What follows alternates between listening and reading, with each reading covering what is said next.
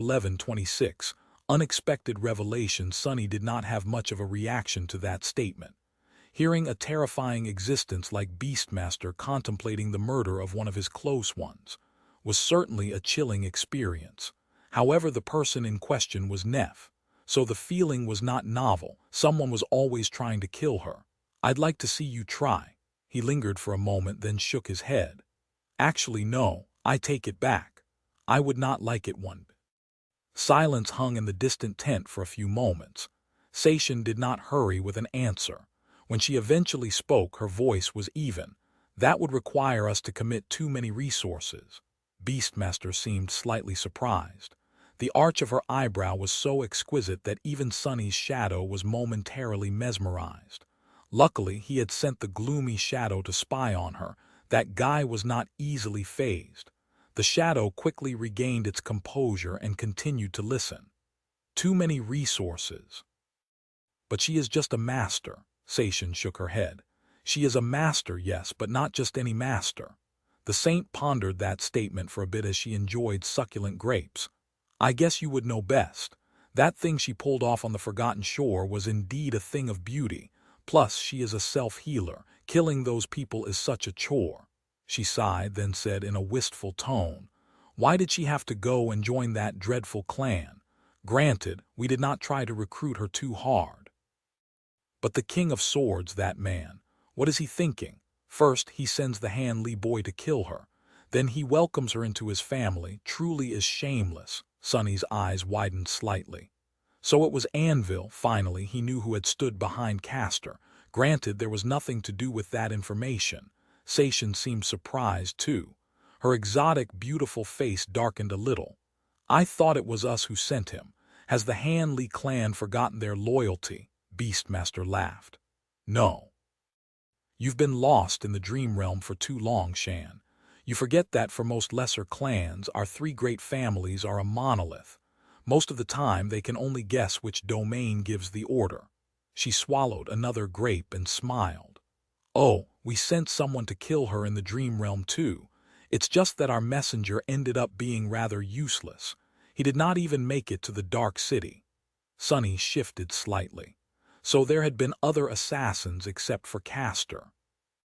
The Forgotten Shore had taken care of them so that he didn't have to. The saint, meanwhile, scoffed. "But that girl is really too lucky. When she was a child, the Dreamspawn held us back from going after her in full force. Now that the abomination is indisposed, she is an ascended, and such a troublesome one at that." This time, Sunny could not contain his agitation.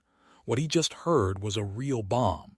The Dreamspawn, Asterion, the most mysterious of the sovereigns, Asterion, had protected Nephi's when she was a child. What? Why would he do that? Admittedly, Sunny had always felt that there was something strange about Neff's childhood story.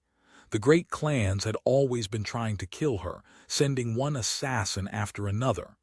And yet, why had they failed? Why had they not sent a saint to solve the problem once and for all? He had assumed that there were two possibilities. Either the task of slaying the last daughter of the immortal flame had not been an important one, or the domains were constrained by having to act in secret. A saint moving to kill a mundane human, especially one from a prominent family, was not an easy thing to cover, considering that they were always in the spotlight. Or at least that was what he had thought before. Now, after learning more about the great clans and how they operated, Sunny came to understand that there was nothing stopping them from slaughtering anyone they wanted with impunity, except for each other. If Asterion had been the one to constrain valor and song in their attempts to get rid of Nephi's, that would explain a lot, but pose even more questions. For example, what was his motivation? Was it because she was a Dreamspawn like he was? Some sort of sentiment the enigmatic sovereign felt for the daughter of his former comrade. Something else entirely. Sunny simply did not know, and sadly Beastmaster did not go into detail. Sation, meanwhile, looked at the relaxed saint with a frown. The corner of her mouth twitched downward. "You grew too arrogant, Ben. Do not speak of that creature aloud." Strangely enough, Beastmaster acted as if she was at fault. Instead of rebuking Sation for admonishing her, the older and more powerful of the two, she nodded with a guilty look. "Sorry, you are right." She remained silent for a bit, then shook her head. "But something has to be done about changing Star. The awakened under her command were already a problem. I have hoped that Nightingale and Raised by Wolves would keep their distance, but they seem too friendly with her. Neither can be underestimated. And now there is that Master Sunless as well. What a brutal character. And in such a cute package. What a shame. Wasn't he supposed to be a simple scout?" Sation smiled slightly. "You keep underestimating the survivors of the Forgotten Shore. No one who survived there is simple, sunless. There's more to him than meets the eye. He is a madman, though. Back in the Dark City, he had a falling out with Changing Star and spent months living in the ruins alone. Even I would not have survived that, but he did." Beastmaster thought for a few moments. "Our guest had a few brushes with Ascended Sunless, yes. He did not speak about him much, so I assume that there is little to be said. I should have known better, though. That person has strange standards. To him, another madman is not even worth mentioning." Sunny noted two things from that exchange. First, his ploy to appear as a savage brute was at least partially successful. Second, Mordred had not shared his secrets with the great clan Song, just as Sunny had expected. "No surprise here." Beastmaster swallowed another grape, then suddenly asked, "How is Bass doing, by the way? Are you taking good care of him?" Sation stared at her sister for a while, not amused. "He is doing fine. As for Nephi's and her fire keepers, at this point our efforts would be better spent elsewhere." The saint laughed. "Good, good. All right, let's not kill Changing Star and her allies yet." She lingered for a moment and then smiled. "We do have to kill someone, though. Time is of the essence." Chapter 11:27. Escalation. There were more interesting things said that night. Sitting on a cot in a remote tent, Sunny had silently absorbed them all. There was a somber expression on his face. Troublesome. Each clan was planning to test the other during the retreat back to the siege capitals, which had not come as a surprise. From this point forward, the hostilities between Valor and Song were only going to escalate. If anything, this first confrontation was shaping out to be rather tame. Neither of the sides was fully committing their saints to the ambushes, preferring to bide their time and turn the conflict into a war of attrition. There were valuable assets that both clans kept under layers of protection. In terms of the ruthless economy of war, trying to take these assets off the board was not cost-effective at this point in time. Luckily, Nephi's seemed to be one such asset as well. However, neither Valor nor Song could keep all their people protected. Cohorts of Awakened had to be sent out into the wilderness to scout for suitable nightmare gates. Scouts had to enter the Dream Realm and explore the deadly desert in search of positions that were suitable for establishing fortified expedition camps.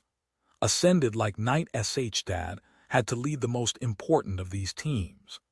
These were the people the great clans were going to go after first in East Antarctica and in the Dream Realm at the later stages of the conflict, which Sunny did not mind one bit.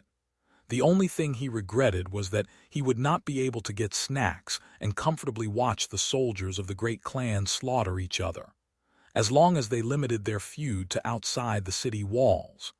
Sadly and predictably, that was already not the case. Beastmaster was not satisfied with picking off awakened cohorts in the wilderness, so she was planning to deliver a more damaging strike to her enemies. There were two possible targets: the headquarters of the Valor clan in the siege capital where Sunny was headed, or St. Tyrus and her White Feather clan in the city where Central Army Command and Wake of Ruin were based. She chose the former. Morgan, meanwhile, was perfectly aware of the fact that an attack on her base of operations was imminent. Whether it was through some form of divination or simply through knowing her enemy and possessing a frighteningly sharp strategic mind, Sunny did not know. Regardless of the reason, she was not planning on preventing the assassins from infiltrating the siege capital. Instead, She was planning to lure them into a trap and slaughter them all. Imagining what sort of destruction the clash of two hidden forces would wreak in the heart of a besieged city, Sunny couldn't help but feel cold fury. Neither of the great clans cared about collateral damage. All they cared about was destroying the enemy. In fact, they seemed to care about it a little bit too much. Sunny had gotten a strange feeling from observing the four leaders of the secret war, Maddock, Morgan, Sation, and Beastmaster. There were small details in what they said and how they said it that did not make a lot of sense. It was as though they were under pressure, even more pressure than there was supposed to be. That pressure made them want to hurry, which was why Morgan was also considering a clandestine attack of her own. Hers, however, was going to be much more daring and surgical. Because unlike her adversary, she was sending an actual saint instead of a team of awakened led by a few masters. Sir Maddock, the Whispering Blade, was going to personally deliver her lethal will to the enemy. His target was not the Antarctic headquarters of Clan Song, nor was it a large-scale destruction of their assets. Instead, he had to capture a single man. Mordred, the bleak man who called himself Ascended Bast, was still in a siege capital controlled by Song. By now, he started silently spreading the mirrors he had created throughout the city. No one on the Valor side knew what the purpose of his strange actions were, but they were determined to prevent whatever he was doing from coming to fruition. Maddock was going to infiltrate the siege capital and either destroy or contain the Prince of Nothing with the help of special weapons crafted by the King of Swords. It was a tremendous commitment for Morgan, considering how important Whispering Blade was. Sending him after Mordred meant that he would not be able to provide support for the forces of Valor anywhere else for a period of time.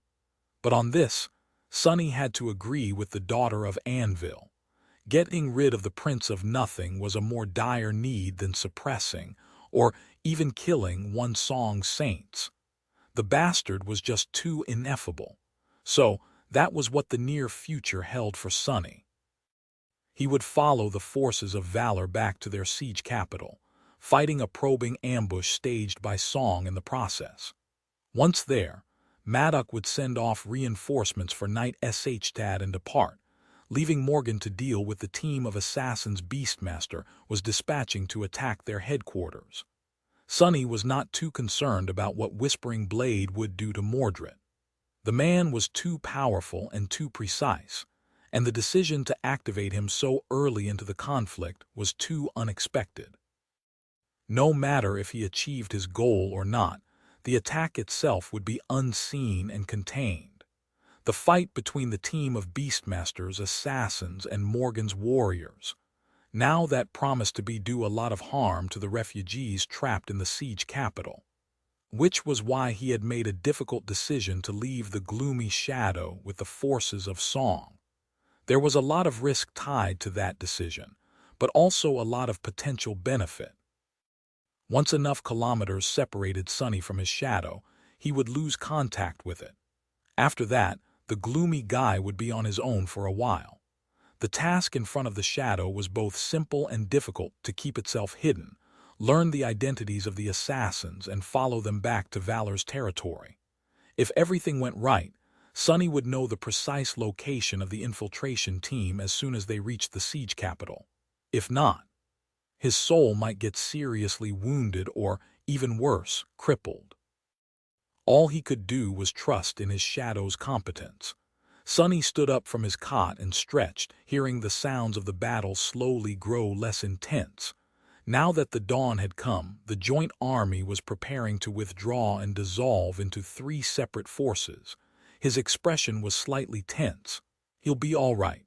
The gloomy guy has been through a lot by my side, so he knows what he's doing. He had to. With that, Sunny left the tent and went to find Nephi's. Chapter 11:28. Contradiction. Changing Star was in a watchtower near the outer edges of the camp, observing the ongoing battle. Her gaze was locked on the lustrous figure of Summer Night, who stood like a fortress amidst the attacking nightmare creatures, cutting them down with his flowing lance. Sunny approached and stared at the slaughter, as well, wondering how was it that the saint had not gotten a single drop of blood on his armor. Was that a skill one could learn? The black silk of the graceless dusk always remained pristine, rejecting any kind of taint, but the same could not be said about his skin. And hair, especially hair. Washing blood out of his hair was a real chore, which was one of the reasons Sunny had enjoyed the few months of being a scout and never getting his own hands dirty, instead relying on shadows to do the killing for him. That guy, Summer Night, is both deadly on the battlefield and nice in person. Makes me wonder if he really is a saint. Every other transcendent I know is either the stern stoic type, vaguely sinister, or completely insane. He really doesn't fit. Neff glanced in his direction and smiled with the corner of her mouth. Maybe you just attract these kinds of people. Sunny coughed. Come to think of it, stern and stoic, vaguely sinister, and completely insane were all words that could be used to describe Nephi's as well. She looked back to the battlefield and added, "But you are right. Sir Gilead is somewhat of an outlier among the saints. He is too straightforward. What you see is what you get. Honor, valiance, loyalty, and all that. He is the picture of a noble knight." Sunny remained silent for a moment. Is that a bad thing? He certainly thought that it was. A person who proclaimed these virtues was either a hypocrite or dangerously naive. Gods only knew which option was worse. However, Sunny wanted to hear Neff's answer. She shrugged. Not usually. But in the case of Summer Night, it presents a contradiction. What is a person like that doing serving the King of Swords, and not just as a vassal but as a direct retainer of clan valor, a tool in their machinations? She lingered for a few moments, then sighed. Maybe it has something to do with his flaw. Sunny looked at Nephi's with curiosity. What are you doing serving the King of Swords? Her subtle smile grew a little wider, and white sparks ignited in her eyes. Ah, but I am not honorable, valiant, or loyal. I am just driven and good with a sword, don't you know? He scoffed. I do, don't I know it well? With that, Sunny leaned on the framework of the alloy watchtower and watched the valiant saint fight in silence. At the same time, he sent Neff a mental message. What did Morgan want to talk to you about? She leaned on the alloy bar by his side. We are most likely going to be ambushed by Song on the way back to the siege capital. She warned me to be ready. There is also the issue of the nightmare gates within the city.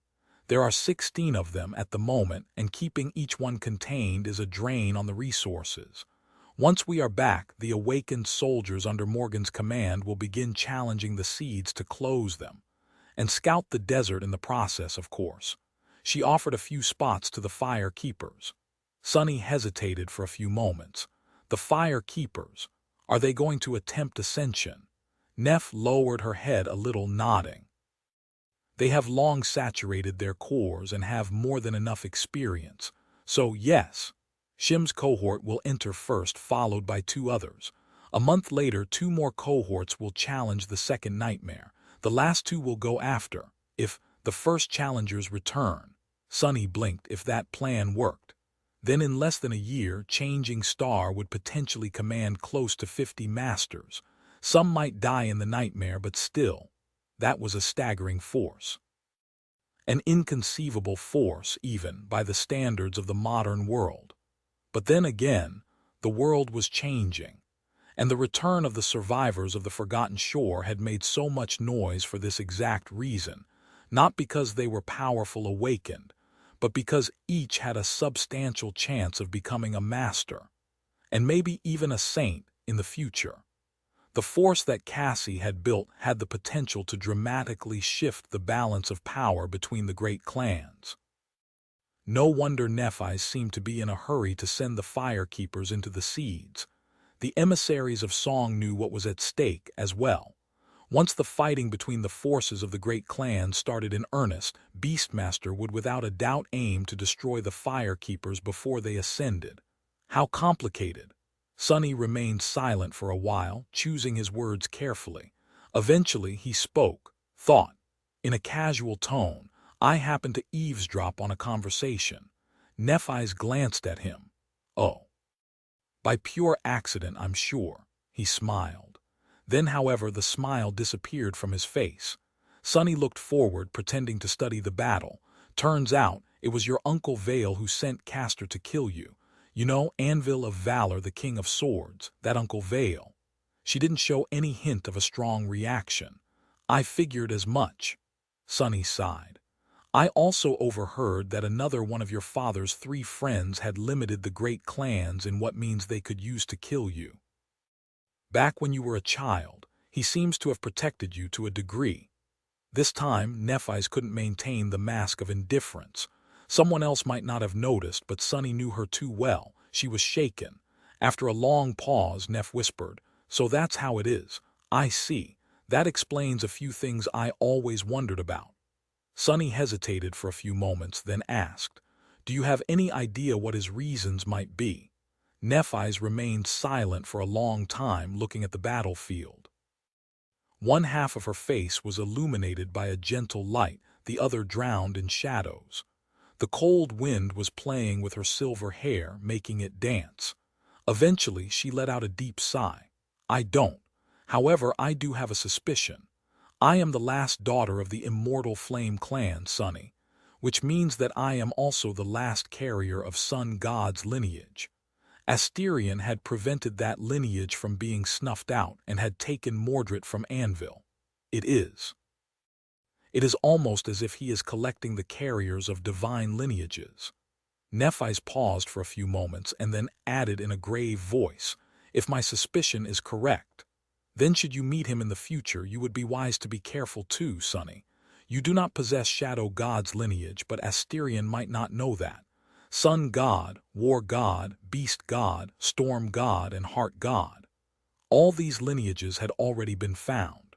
Shadow God's was the last one to remain hidden. Maybe that is why he stayed passive all these years, waiting patiently for it to reveal itself." She suddenly turned and looked him in the eyes, then said in her own voice, discarding the safety of the blessing dusk, "Sonny, you have guarded your secrets well. It is very important that you continue to do so. Be careful, if you wish, please." The cold wind got to Sonny as well, making him shiver. Chapter 11:29. Thieves and Wolves. Soon enough, it was time to say goodbye again. Effie and Kai were returning to the government-controlled section of East Antarctica with wake of Ruin and St. Tyrus, while Jet was leaving with the forces of Song. The joint army had already withdrawn from the battlefield and traveled some distance away from it. Now, it was ready to break apart. Before it did, however, Sonny managed to find an opportunity to talk with Soul Reaper in private. The long column of vehicles had come to a stop, and they found each other among the busy chaos of imminent separation. "How is living with the Song clan treating you?" Jet smiled a little, then shrugged. "It's treating me fine. I am often reminded of why was it exactly that I never wanted to be a part of a legacy clan, but it's fine. Weirdly, I feel a bit of kinship with these women."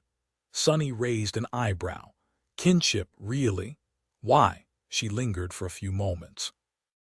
"A thief knows a thief, as a wolf knows a wolf. It's just a vague feeling, but I think that their flaws are similar to mine. Not exactly the same, but similar.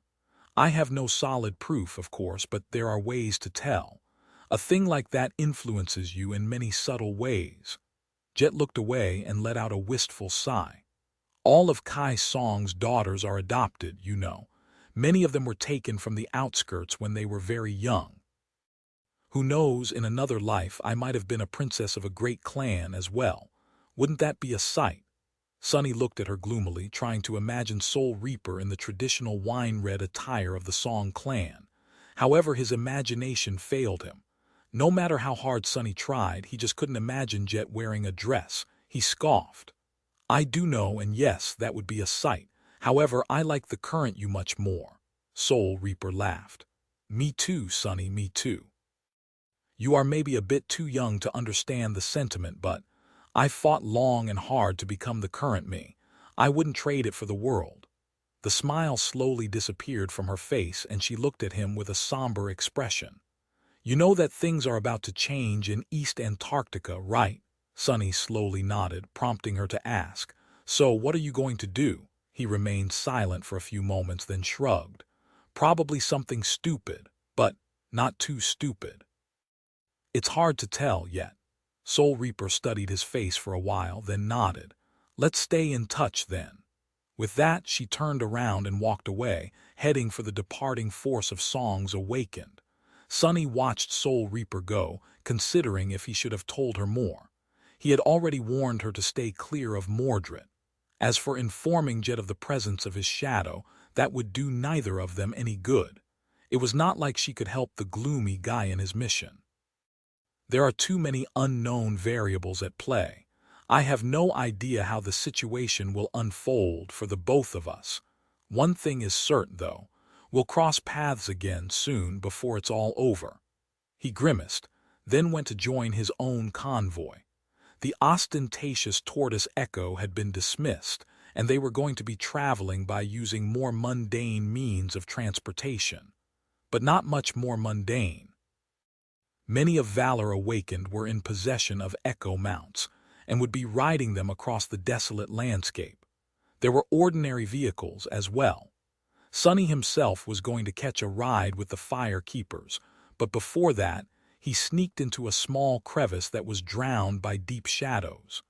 There, he found a small figure laying motionlessly on the ground, spread-eagled, with a drunk expression on its ugly little face. The imp seemed to have grown bigger. His belly had, at least it protruded from the scrawny frame of the little fiend like a balloon, looking as if it was on the verge of bursting. Noticing Sunny, the shadow turned its head and grinned stupidly. Sunny closed his eyes for a moment, then shook his head. "Gods, you gluttonous little wretch! Can you even stand?" The imp stared at him lazily and then answered in a grating, screeching voice. "Wretch," Sunny scowled. "Who are you calling a wretch, you wretch?" The imp did not deign to answer, so he sighed and dismissed the shadow, sending the scrawny fiend to digest his ill-gotten gains within the darkness of a shadow core. "I'll check on his progress later. That bastard better have listened to me, and only eaten those nightmare creatures that had to do something with steel and metal. Otherwise, he'll be on a vegetarian diet for a very, very long time." Sunny left the crevice and walked over to one of the armored vehicles. There were already a few familiar faces inside, the members of Cassie's former cohort, the healer, Shim, Kaor, and Shakti, and others. Noticing Sunny, they all became lively. "Sunny, man, you were a real terror on the battlefield yesterday. When the hell did you become that scary? Now I really want to ascend too. Maybe I'll get a pseudo-transformation ability like you."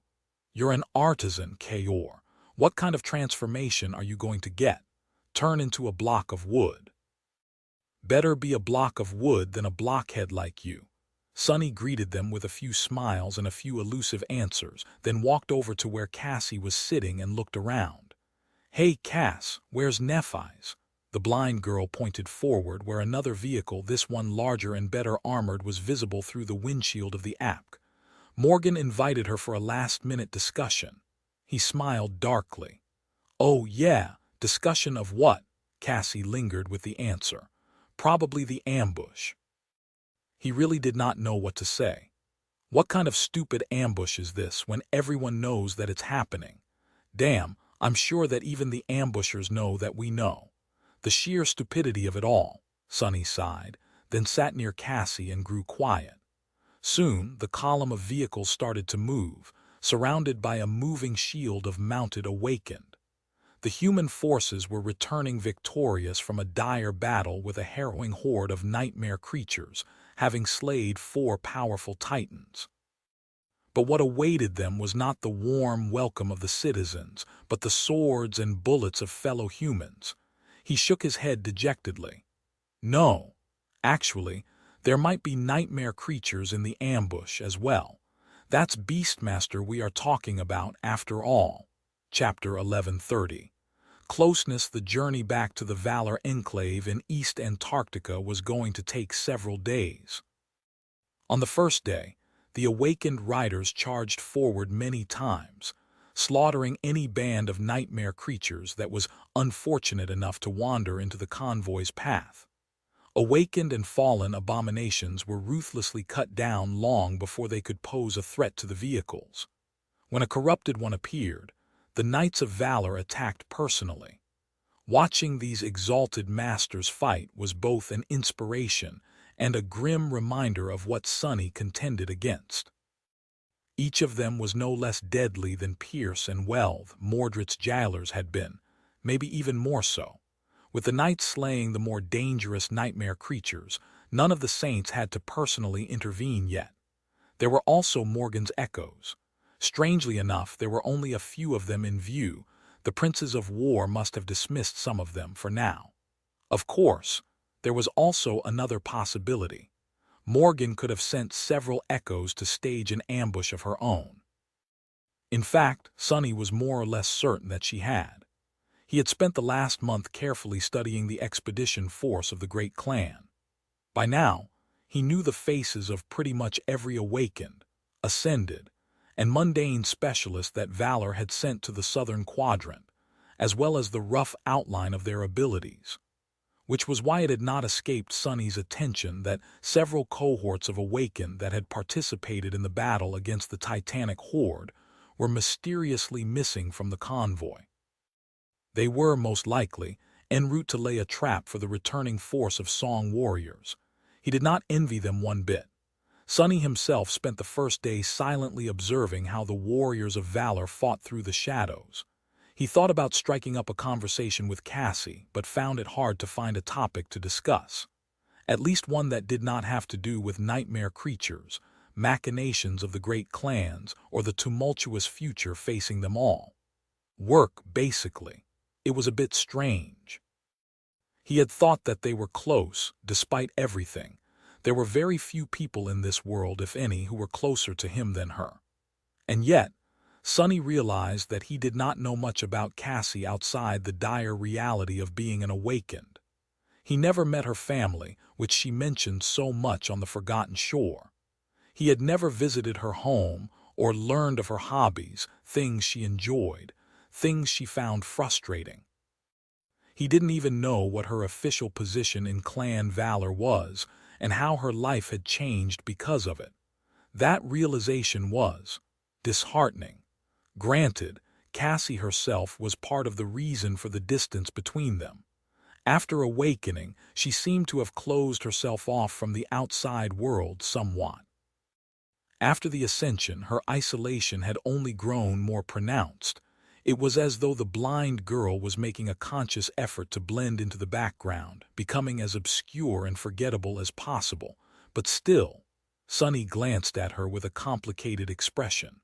A sudden thought crossed his mind. I don't think I ever wished her a happy birthday. That had been how they met all those years ago. Well, actually, it was only around 4 years ago. On the day of the winter solstice in the academy cafeteria, Cassie had suddenly wished him a happy birthday. She was more or less the only sleeper who had spoken to him there. Sunny knew that Cassie was the youngest of the cohort and that her birthday was somewhere in late June or early July, close to Rains. This year, he had been busy fighting his way to Falcon Scott during that time, so there was a solid excuse. However, there were the years before that. Sunny remained silent for a while, thinking. Then he shifted slightly and asked, "By the way, Cassie, how is your family doing?" She did not react for a moment, then turned her head slightly and frowned in confusion. "What?" Sunny leaned back. "I said, how is your family doing?" The blind girl hesitated. Then a subtle smile illuminated her delicate face. "Oh, they are doing well.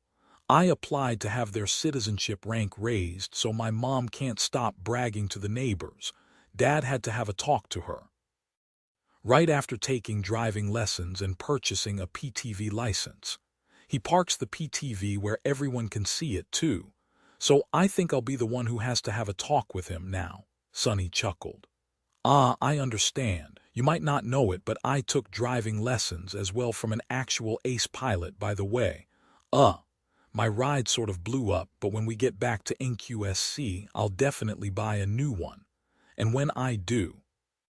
You can count on it being parked in the most visible places often. Cassie remained silent for a few moments, then asked with strange curiosity, "What else do you want to do when you get back?" He scratched the back of his head. I actually have not given it much thought. Well, first things first, my shop is in desperate need of new exclusive merchandise. I've been practicing a lot here in Antarctica, so I might be able to bring the brilliant emporium to an entirely new level. Maybe I'll even branch out and open a memory boutique in Bastion. Oh, also, I've been thinking about opening a restaurant. Feeding people and making money at the same time, isn't that a dream? Sonny thought for a bit and then added, I'm going to need to be in Bastion a lot if I want to do proper business. I don't want to be anchored there, though, so maybe I'll find a scenic, quiet citadel somewhere nearby, out of the way of the mess between valor and song. He smiled, then asked, How about you? Cassie simply sighed. I think I'll be very busy after returning to NQSC if I do have some free time. All I want to do is wear pajamas around the house and do nothing. She lingered for a moment, then suddenly flashed him a smile. I do promise to visit your restaurant, though. I'll even leave a big tip.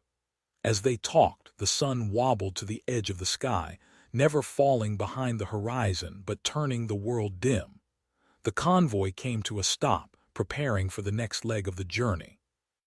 In that lull, an awakened from clan valor arrived, putting an end to their conversation. Chapter 11:31.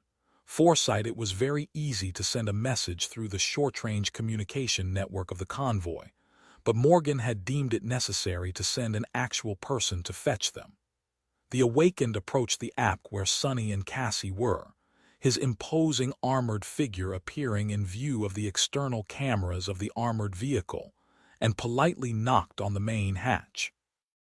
When one of the firekeepers opened it, the man cleared his throat and said with solemn gravitas, Lady Song of the Fallen, ascended sunless. Lady Morgan is inviting you to join her in the head vehicle at your convenience. Sonny recognized the awakened from spying on Morgan and Maddock yesterday. The guy sure was a bit too pompous for a glorified messenger, but remembering his earnest reaction to Whispering Blade's praise, that was not at all unexpected. All valor awakened were like that, too serious and full of ardent devotion. The firekeepers were zealously devoted to their leader too, but at least they did not stand on ceremony. They saw Nephi's as the best of them as opposed to better than them. There was an important distinction. Sonny shook his head, then nodded at the awkward awakened and rose from the crate he was sitting on. Cassie stood up too and followed him outside. Her steps were cautious, but she seemed to have no problem navigating the world without being able to see it. It was a far cry from how helpless she had been on the forgotten shore. Her hand was resting on the hilt of the quiet dancer, too, reminding Sonny how deadly of a fighter she had become. Of course, with most of her abilities having nothing to do with combat, Cassie's battle prowess could not compare to that of more straightforward masters.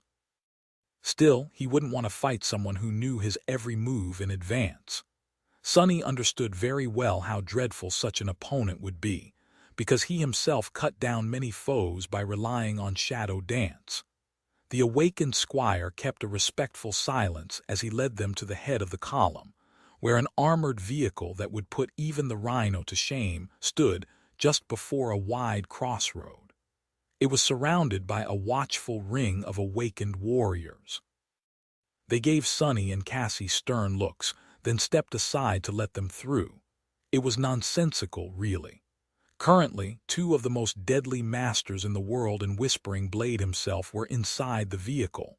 What could these awakened do to protect them? Once inside, Sonny saw Morgan, Maddock, and Nephi's gathered around a holographic table that showed a topographical projection of the surrounding area. Some distance away, a few spots were marked with red. It did not take a genius strategist to know that those were the most convenient places for an ambush. At least Sonny would have chosen them if he had to lay a trap for the forces of valor. Then again, Sonny did not really need a convenient spot and advantageous terrain to ambush someone. All he needed was a bit of shadow. Morgan welcomed them with a nod and gestured for them to come closer. Once they did, she addressed Cassie in a neutral tone. "Cassia, do you have anything to share with us?" The blind girl nodded, then lingered for a few moments. Eventually, he raised her hand and pointed to a particular red mark. "There," Morgan smiled, while Maddox raised his brow slightly. "How do you know, young lady?" Sonny had the same question, although he also had an idea of what the answer would be. He slightly shook his head, feeling a strange mix of awe, admiration, and dejection. Cassie, meanwhile, lowered her hand and explained, "I used the time the forces of both clans recently spent together to mark several of Song's people with my ascended ability. Many of them possess powerful memories to disrupt attempts at divination. But there are very few that can disrupt my powers, certainly not enough to protect every awakened in their camp." She turned to the map and added calmly, "Currently, one of the marked is in that ravine, surrounded by 3 cohorts of awakened. These awakened are only a part of the ambush, however. The main striking force is underwater in a nearby lake. Several hundred nightmare creatures, all tamed by Beastmaster and controlled by an ascended proxy. I don't have eyes on them, but the person I marked discussed the details of the attack with the ascended prior to separating. I listened." Maddox chuckled. "Lady Cassia, I wouldn't want to be your enemy. Wonderfully done." Cassie simply offered him a curt nod. Morgan glanced at them and smiled. "Isn't she wonderful indeed?" With that, she patted the blind girl on the shoulder. "Better yet, Cassia is the only person on the continent that can never be taken by that abominable kin of ours, which only makes me appreciate her more. We should employ more blind people, don't you think, Uncle?"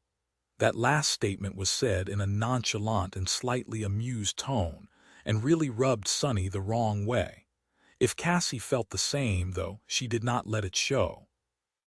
Just like that, the probing ambush of Clan Song was laid bare.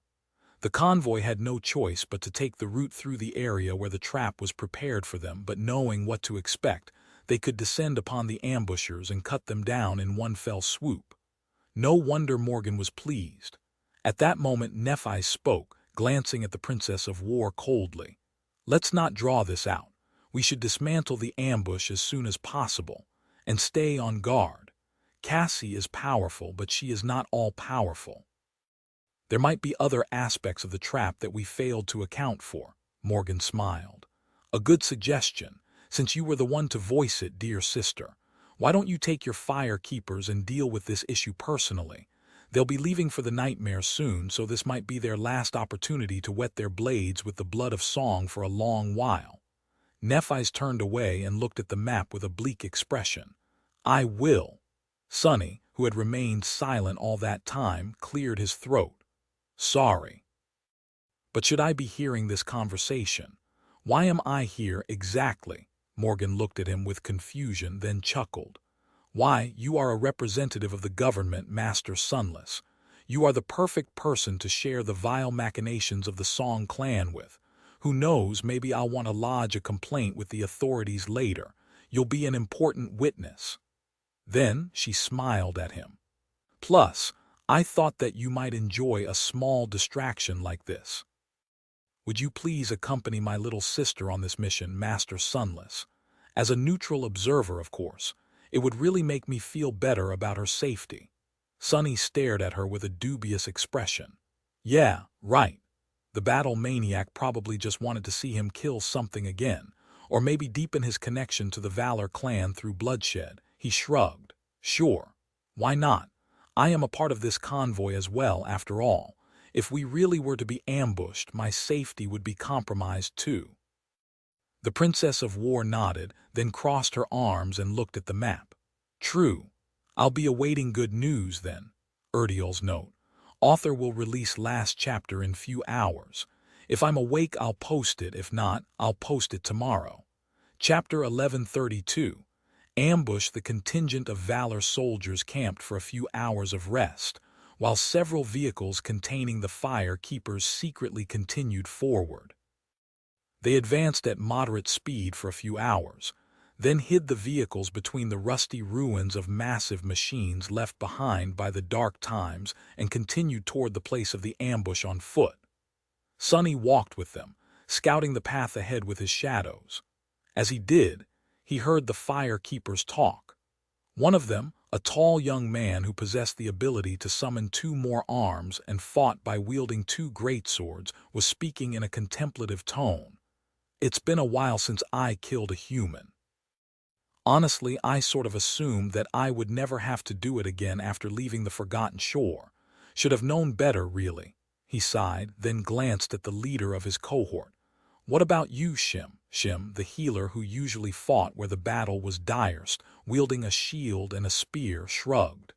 "I don't think I've ever killed a human." The others looked at him with surprise. "What are you talking about, you maniac?"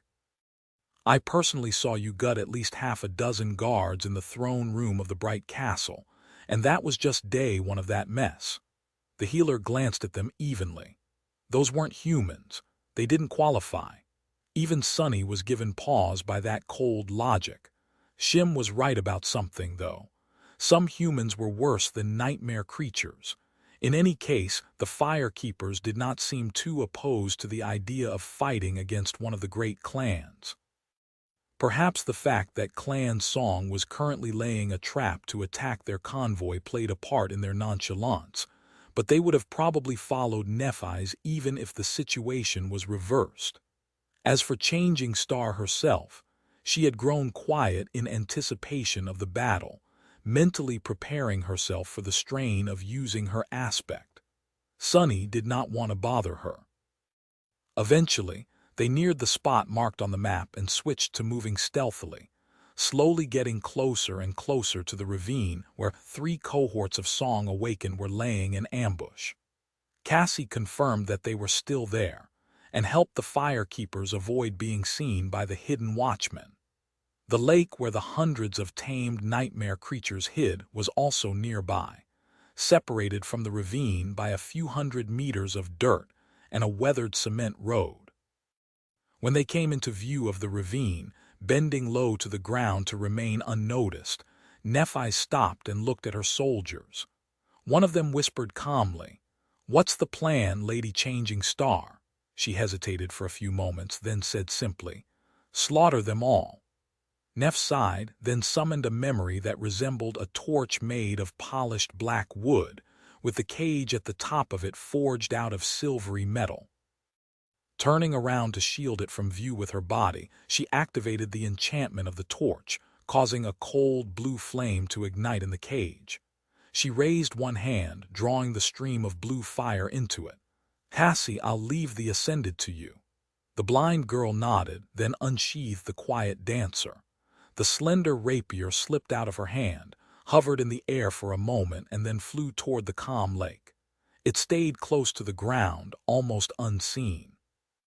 The blue fire, meanwhile, was flowing into Neph's hand and swirling, slowly coalescing into a sphere. No matter how much fire she drew from the silver torch, it continued to burn with the same intensity. The rippling blue sphere began to collapse onto itself and compress as more and more flame was added to it. Its heat was growing unbearable. As the density of the sphere increased, wisps of white flame rose from her skin and mixed into it. Slowly, the color of the blue flames began to lighten, growing from deep blue to light blue, and eventually to pure white. By that time, the sphere was trembling violently, as if struggling to contain the furious power contained within it, and Neph's face grew pale. Then she suddenly made a fist, compressing the sphere even further. At that moment, it was hard not to notice the pale radiance emanating from her figure. There was some movement in the ravine, but it was too late. Standing to her full height, Changing Star took a step forward and whipped her arm forward, as if throwing a discus. The small sphere of white flame pierced the air, leaving a trail of scorched earth in its wake. It disappeared into the ravine a second later, and then the ground shook. There was a blinding flash and a deafening boom. A fountain of fire suddenly shot from the ravine into the cold sky, washing the world in white. Just like that, the 3 cohorts of awakened elites were wiped out. Nephi's looked a little tired. A few moments later, Cassie turned her head and spoke. "The Ascended is dead." Neph nodded, then turned to the fire keepers. "Get ready." The waters of the calm lake suddenly boiled, and a flood of abominations started to emerge from them, all surging toward the small hill they stood upon. The young man whom Sonny had overheard speaking to Shim earlier scratched the back of his head with one of his 4 hands. "Well, I guess I won't have to kill any humans today, either." With that, he shrugged and summoned his greatswords. The fire keepers calmly faced the tide of nightmare creatures. Not too long after that, every last one of the abominations was wiped out. Not a drop of human blood had been spilled, at least on the Valor side. Sonny observed it all with a detached expression. From start to finish, he had not moved a finger. It was honestly kind of anticlimactic. Wasn't I complaining about having to wash blood off myself a couple of days earlier, though? It was nice to work with professionals. Chapter 1133. Chilling message. The firekeepers had retraced their steps, returning to where they had left the vehicles. The mood among the veterans of the Forgotten Shore was neutral. It was as if they had fought a mundane battle, not one that would become the opening act of a bloody confrontation between 2 great clans. Sonny, however, felt slightly dejected. He had no pity for the awaken of the great clan Song. They would not have any pity on him if the situation was reversed either. And yet, all of it was such a shameful waste. Valor and Song were wasting the lives of skilled warriors, and in the middle of the chain of nightmares, no less. That was both odious and the reason for why those who followed their orders did not deserve his pity, or his mercy. The armored vehicles moved across the desolate landscape of Antarctica, returning victorious to the camp. They navigated the treacherous expanse of countless rivers and lakes, and rejoined the main force of the Valor clan close to dawn, which was not much different from night and day in Antarctica. Their return did not cause much fanfare, mostly because few people knew of the impending ambush. Those who did or were smart enough to figure things out on their own, however, paid the small column of vehicles close attention.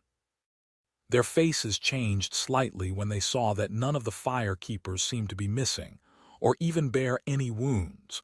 The skilled awakened of the great clan were begrudgingly impressed, if not envious. Sonny left the Apk with the rest of the Forgotten Shore awakened to stretch his legs. Nephi's and Cassie left to make a report to Morgan, but he stayed behind. There was no point in being there personally, anyway. One of his shadows was going instead, hidden within Neph's. The conversation went more or less exactly as he had expected. Morgan seemed both pleased and disappointed by the easy victory the fire keepers had achieved. She had expected more from the forces of the famed clan Song. Maddock offered Nephi's mild praise with a polite smile. Both were impatient to get to the real bloodshed. Changing Star herself remained impassive.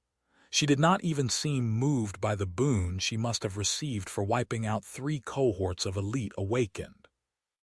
If their cores were fully saturated, the bounty of souls she had collected had to be close to 1,000 fragments. Sonny did not summon the runes to check since he saw no reason to. Not long after their return, the command to break camp was given, and the soldiers prepared to continue the march. Soon, the convoy started to roll forward, only to come to a sudden halt not a minute later. The Apk Sonny was riding on stopped so abruptly that he almost flew out of his seat. What the hell? There was some kind of disturbance outside, with soldiers exiting the vehicles and looking around in confusion. The shouts of commanders echoed in the air, and the awakened riders spread out, turning their mounts around. Soon, the source of the disturbance became clear. One of the Apks had failed to start and rejoin the convoy. It just stood there, unmoving, isolated from the rest by a stretch of empty space. All attempts to contact the cohort of awakened assigned to the Apk failed. Suddenly, Sonny felt a chill creep up his spine. He looked at the head vehicle through one of his shadows. Right at that moment, its hatch opened, and Morgan emerged, her vermilion eyes radiating such a sharp sense of coldness that he felt as if his soul would be cut. The Princess of War jumped down and walked toward the tail of the convoy, her red cloak trailing behind her like a river of blood. Madoc and Nephi's followed. Sunny hesitated for a moment, then used Shadow Step to quietly appear next to them. This should be interesting. The four of them approached the silent app, which was already surrounded by a ring of awakened soldiers. One of them took a step forward, addressing Morgan with concern. "My lady, please, it might be dangerous." She walked past the awakened without a word and raised a hand. Morgan's fingers sliced through the armored alloy of the vehicle's hatch as if it was paper, and a moment later, the dark entrance to the interior of the app was revealed. She dove into the darkness without a moment of hesitation. Madoc followed a second behind. Sunny and Nephi's glanced at each other and then joined them. Sunny did not know what he had expected to see inside the silent vehicle, a scene of revolting butchery or a hidden abomination perhaps, but what he had not expected was nothing. The interior of the app was entirely empty. There were no bodies, no blood, no signs of the struggle, and no awakened either. It was as if they had disappeared into thin air. Morgan looked around with a grim face, then walked over to the pilot's cabin and reached behind the backrest of the seat, grasping something. Turns out, Sunny was mistaken. There was something left inside the app, and she was currently holding it in her hand. A single, unassuming arrow with dull-colored fletching and an arrowhead cast out of mundane alloy. Morgan gritted her teeth, her eyes burning with fury. Her voice sounded like the hiss of a sword leaving its scabbard. "Silent Stalker." Sunny looked around the empty vehicle with a complicated expression. A saint was here. The mystery of what had happened to the cohort of Valor's awakened was not a mystery anymore. The Fire Keepers had dismantled the ambush prepared for the convoy by the forces of Song. But while they were doing it, someone else had entered the heavily guarded camp unseen, slaughtered a cohort of elite awakened without making a single sound, and left, taking their bodies away. That someone was Silent Stalker, a transcendent huntress and one of Kai Song's daughters. She even left one of her arrows behind to let the enemy know who the perpetrator was. A saint could have wreaked much more havoc if they wanted to. But Silent Stalker had seemingly only wanted to do one thing: prove a point. Morgan snarled, then snapped the arrow with her thumb and threw the pieces away. Madoc grimaced, then said evenly, "Beastmaster is sending a message. It seems that she wants to provoke us." His niece remained silent for a few moments, composing herself. Then she suddenly smiled. Her previous disappointment appeared to be gone. Message received. Chapter 1134. Peaceful morning. Nothing else happened on their way back to the siege capital. It had grown harder to eavesdrop on Morgan and Madoc once again, so Sunny didn't learn much about the consequences of Beastmaster's mocking message. He did, however, understand from small hints and clues that Valor's own ambush had gone slightly better than the one prepared by Song. Most of the ambushers even survived, and were now following a different route to return to safe territory. The great clans had basically exchanged slaps. What would come next were actual blows. It was nice to return back to civilization. Sunny slept in a soft bed, had a hot shower, and prepared himself an actual meal. Despite the dire war raging somewhere on the continent, 2 wars, even his routine was strangely mundane and peaceful. He even received a video message from Rain. The network in East Antarctica was not nearly as in shambles as it had been in the Antarctic Center, so the bandwidth allocated to him allowed for such frivolities from time to time. To Sunny's slight disappointment, Rain only spoke about what was happening in her life for a short while, using the rest of the recording to demonstrate the progress she was making in her training and ask for pointers. The message ended with a few carefree sentences. "Oh, by the way, do you remember the classmate I told you about? The one whose sister is an MWP pilot in Antarctica. Apparently her unit got into a really bad situation and she only survived because a master named Devil saved her. Thank the gods. I can't even imagine how her family would have felt if not for him. Anyway, if you know that guy, buy him a drink. Better yet, try to stay close to him. He is apparently some sort of a big hero, so you'll be safer with him. What I am trying to say is that you should be careful. Take care of yourself. Bye. The message ended, leaving Sonny in amused silence. He shook his head. What are the chances? And what the hell does she mean, do I know that guy? Have I not told her that people call me the Devil of Antarctica? I'm sure I bragged about it. Then he went about composing a response, first going over her technique and swordsmanship, then adding a few phrases at the end. Yes, I do remember. As for the devil, as it happens, I know him pretty well. That guy is indeed amazing. He is also very powerful, handsome, and disgustingly rich. Your classmate's sister was really very fortunate to meet him. He mostly keeps company with saints and beautiful legacies from the great clans these days. But since you asked, I'll go buy him a drink right after finishing writing this message. Sonny grinned as he finished and sent the message, then fulfilled his promise by walking to the nearest provision stall and ordering a cup of cheap synthetic coffee. He savored its warmth on the street, watching the refugees sheltered within the city walls go about their daily lives. The atmosphere in the siege capital was not at all light. In fact, it was charged by distress and dread, but it was not at all as heavy as it had been in Falcon Scott. No matter how full of tribulations and anxiety their lives had become, people actually lived here, not just tried desperately to survive. Sonny felt that he was alive, too. Rain was safe and not showing any symptoms of the spell. The evacuation was proceeding at a healthy pace. Nephi's, Cassie, Effie, Kai, and Jet were all doing fine. As for the great clans, he now had a clear target in mind, at least. The assassins of the Song clan were going to arrive soon. Preventing the clash between them and the forces of valor from spilling into these streets would be his first independent move.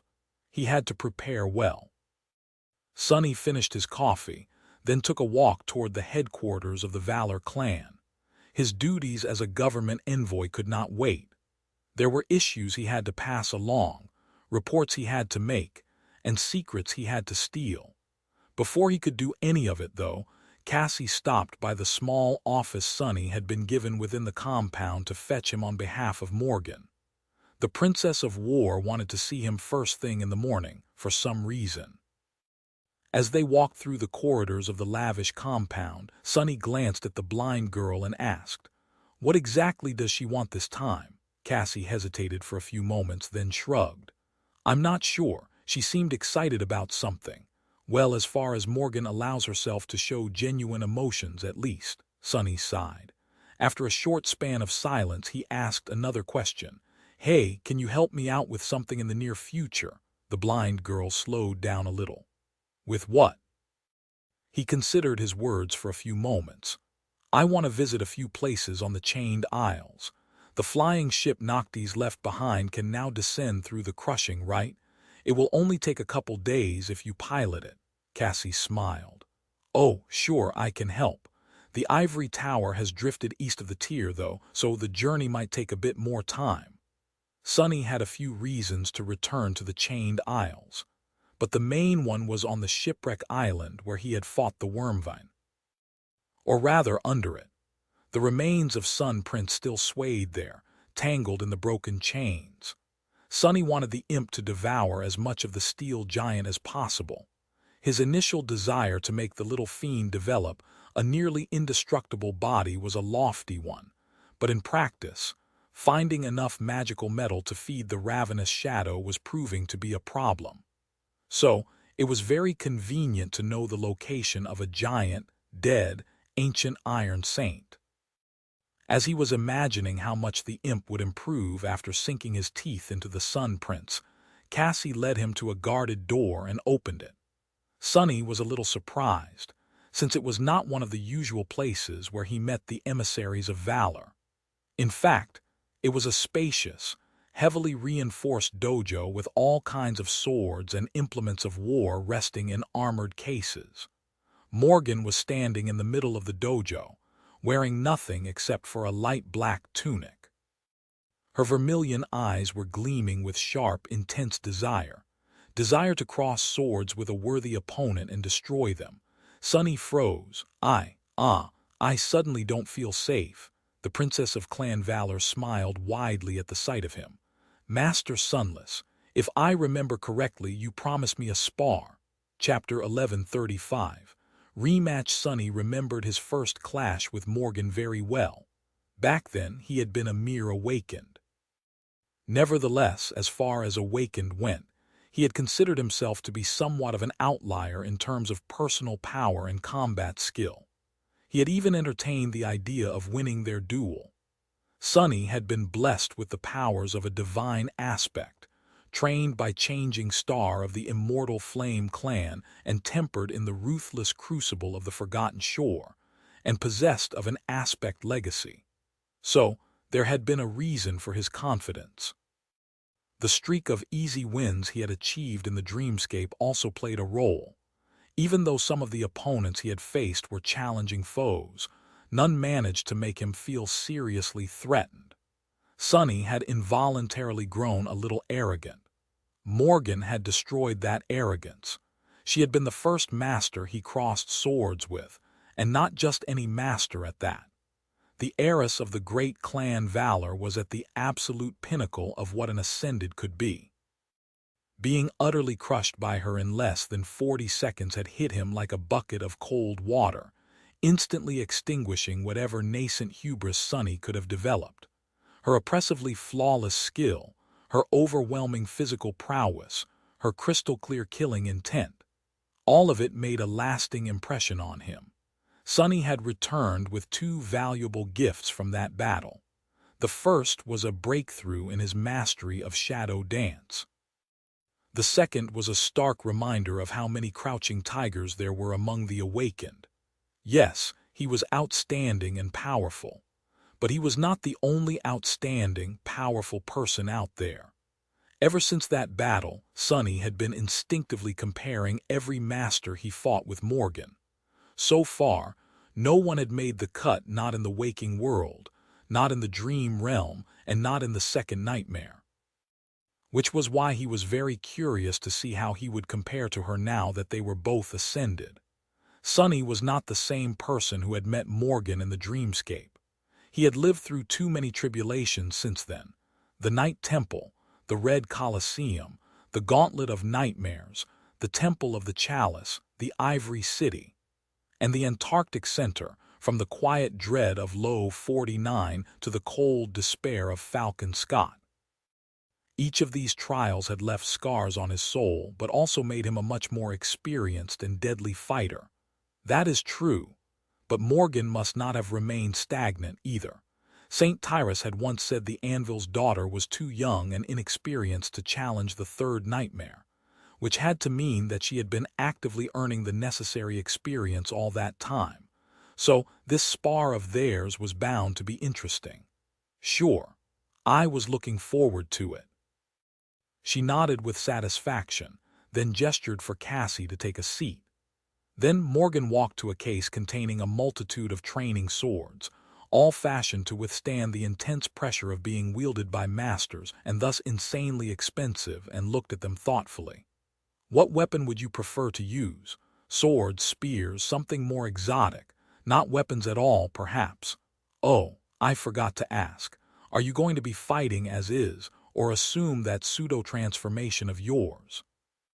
It did not seem like she particularly cared, as if it was of no concern whether she would face a human or a towering fiend. Sunny hesitated for a moment, then shook his head. No transformation. It only serves as a force multiplier. If the underlying skill is not there, using it is pointless, not to mention a drain on the essence. I mostly activate it when there are too many enemies around to reap the benefit of having 4 arms. As for the weapon, He pulled on a shadow cast by a support pillar and formed it into a blunt, featureless black tack-eye. That would be enough, Morgan smiled. Neat trick. With that, she took a simple straight training sword from the case and walked to the center of the dojo. Stopping there, she pierced Sunny with a sharp look of her vibrant vermilion eyes. I would have suggested using our aspect abilities freely, but that would probably destroy a large part of this level of the compound. So sadly, we will have to limit ourselves to our dormant and awakened powers. I hope you don't mind. Sunny shrugged. He did not mind. It would have been a shame if he had not learned what Morgan's ascended ability was already, but he had in fact. He not only observed her for more than a month and came up with a solid theory, but had also asked Cassie for confirmation.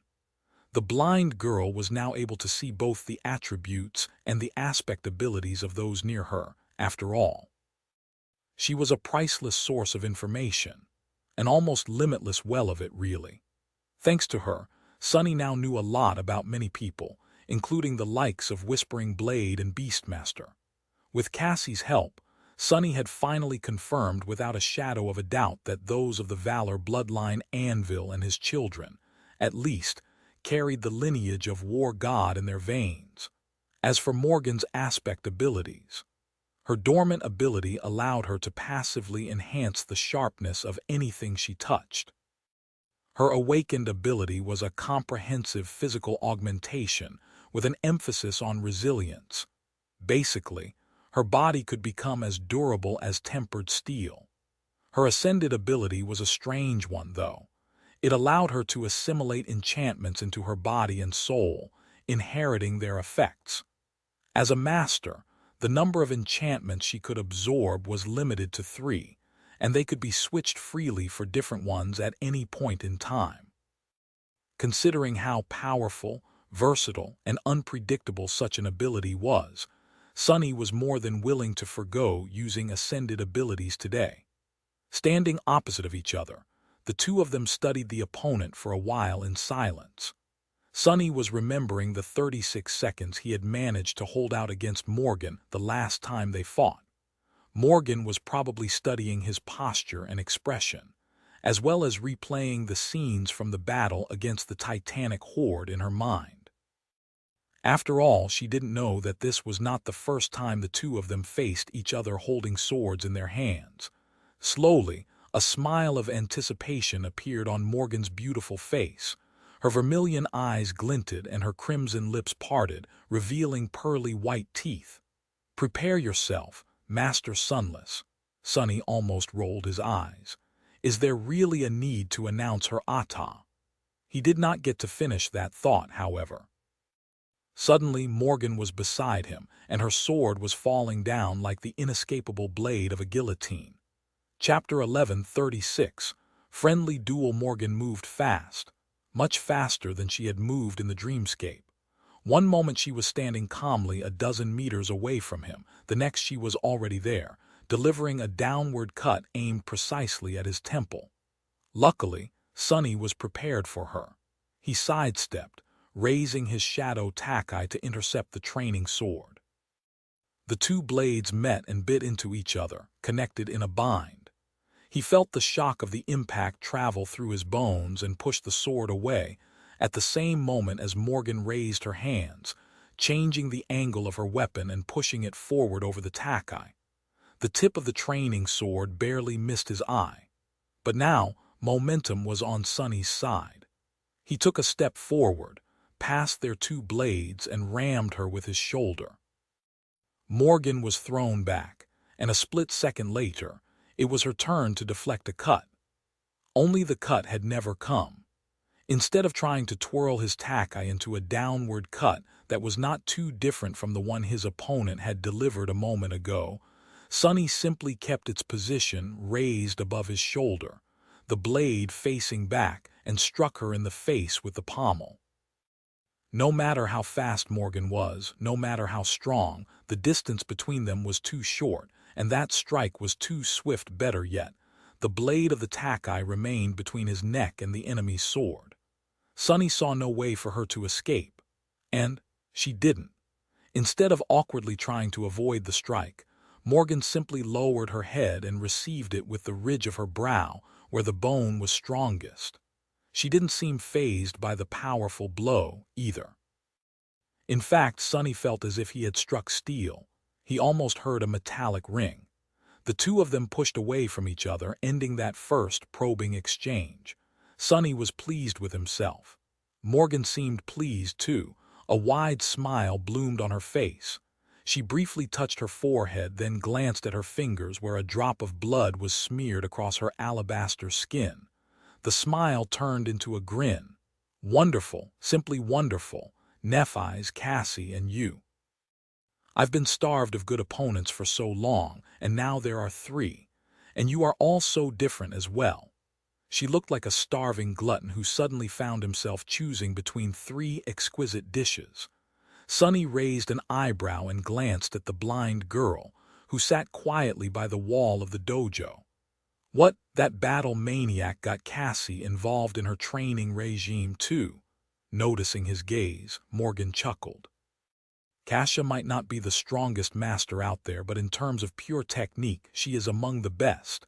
And with how potent her precognition is, fighting her made me exercise skills and muscles that I had never had to exercise before, which is a rare boon for me. Why, have the two of you never fought? Sonny lingered for a moment, then shook his head. No, not with swords at least. Morgan gave him a curious look. Ah, it's your loss. She raised her sword and prepared to launch another strike. Her smile turned from charming to dangerous. I won't hold back then. With that, Morgan attacked, turning into a furious whirlwind of steel. Curses! Sonny had been pleased with his performance in their first exchange, but his satisfaction quickly evaporated. Now that Morgan was done testing him, the onslaught of attacks she unleashed was simply unreasonable. In terms of raw physical strength and speed, the two of them were about equal. Granted, Sonny was only using 3 of his shadows to augment himself. He would have had an advantage if he used all 5. But then again, his enemy was probably holding something back too, in terms of technique, combat intelligence, and experience. To his deep dissatisfaction, Sonny realized that he was still inferior to the Princess of War in that regard. He had already known that Morgan's skill was near flawless, honed into a perfect tool by decades of practice and chilling killing intent.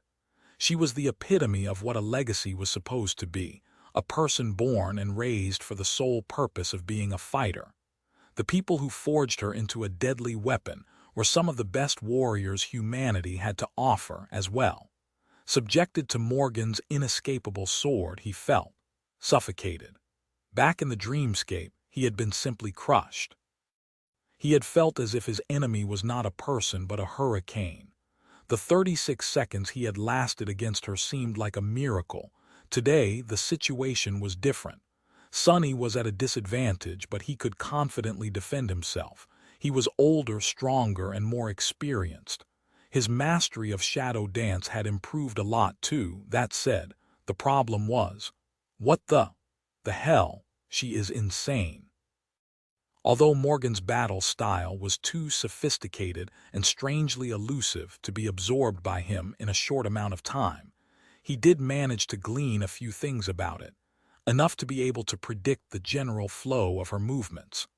However, that flow was flawless, entirely devoid of any vulnerability he could exploit.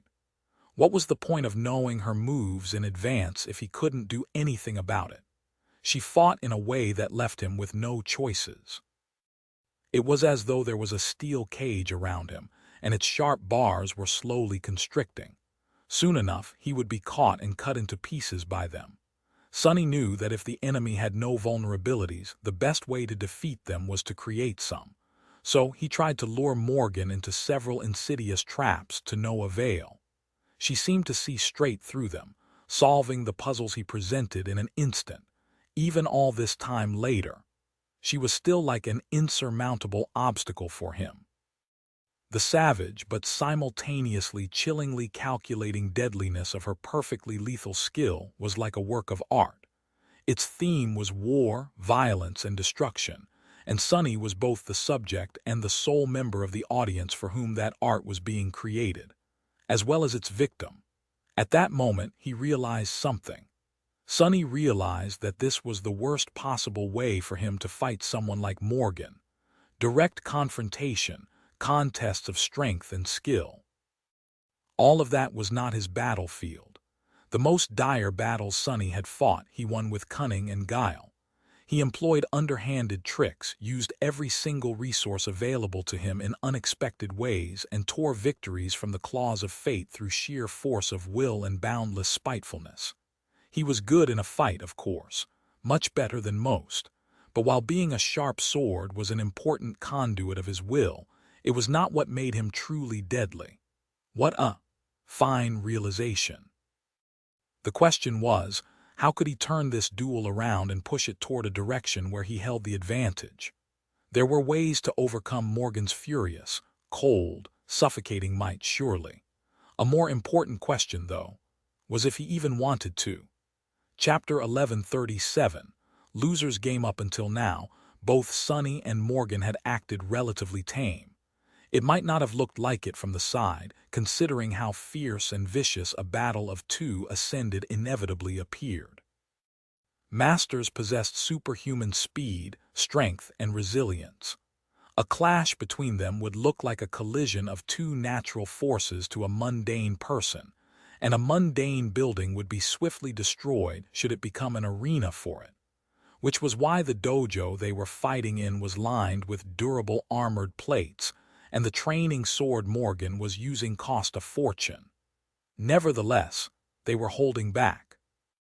Not even considering the fact that the two of them had agreed to forego using their ascended abilities, Sunny had yet to make use of Shadow Step.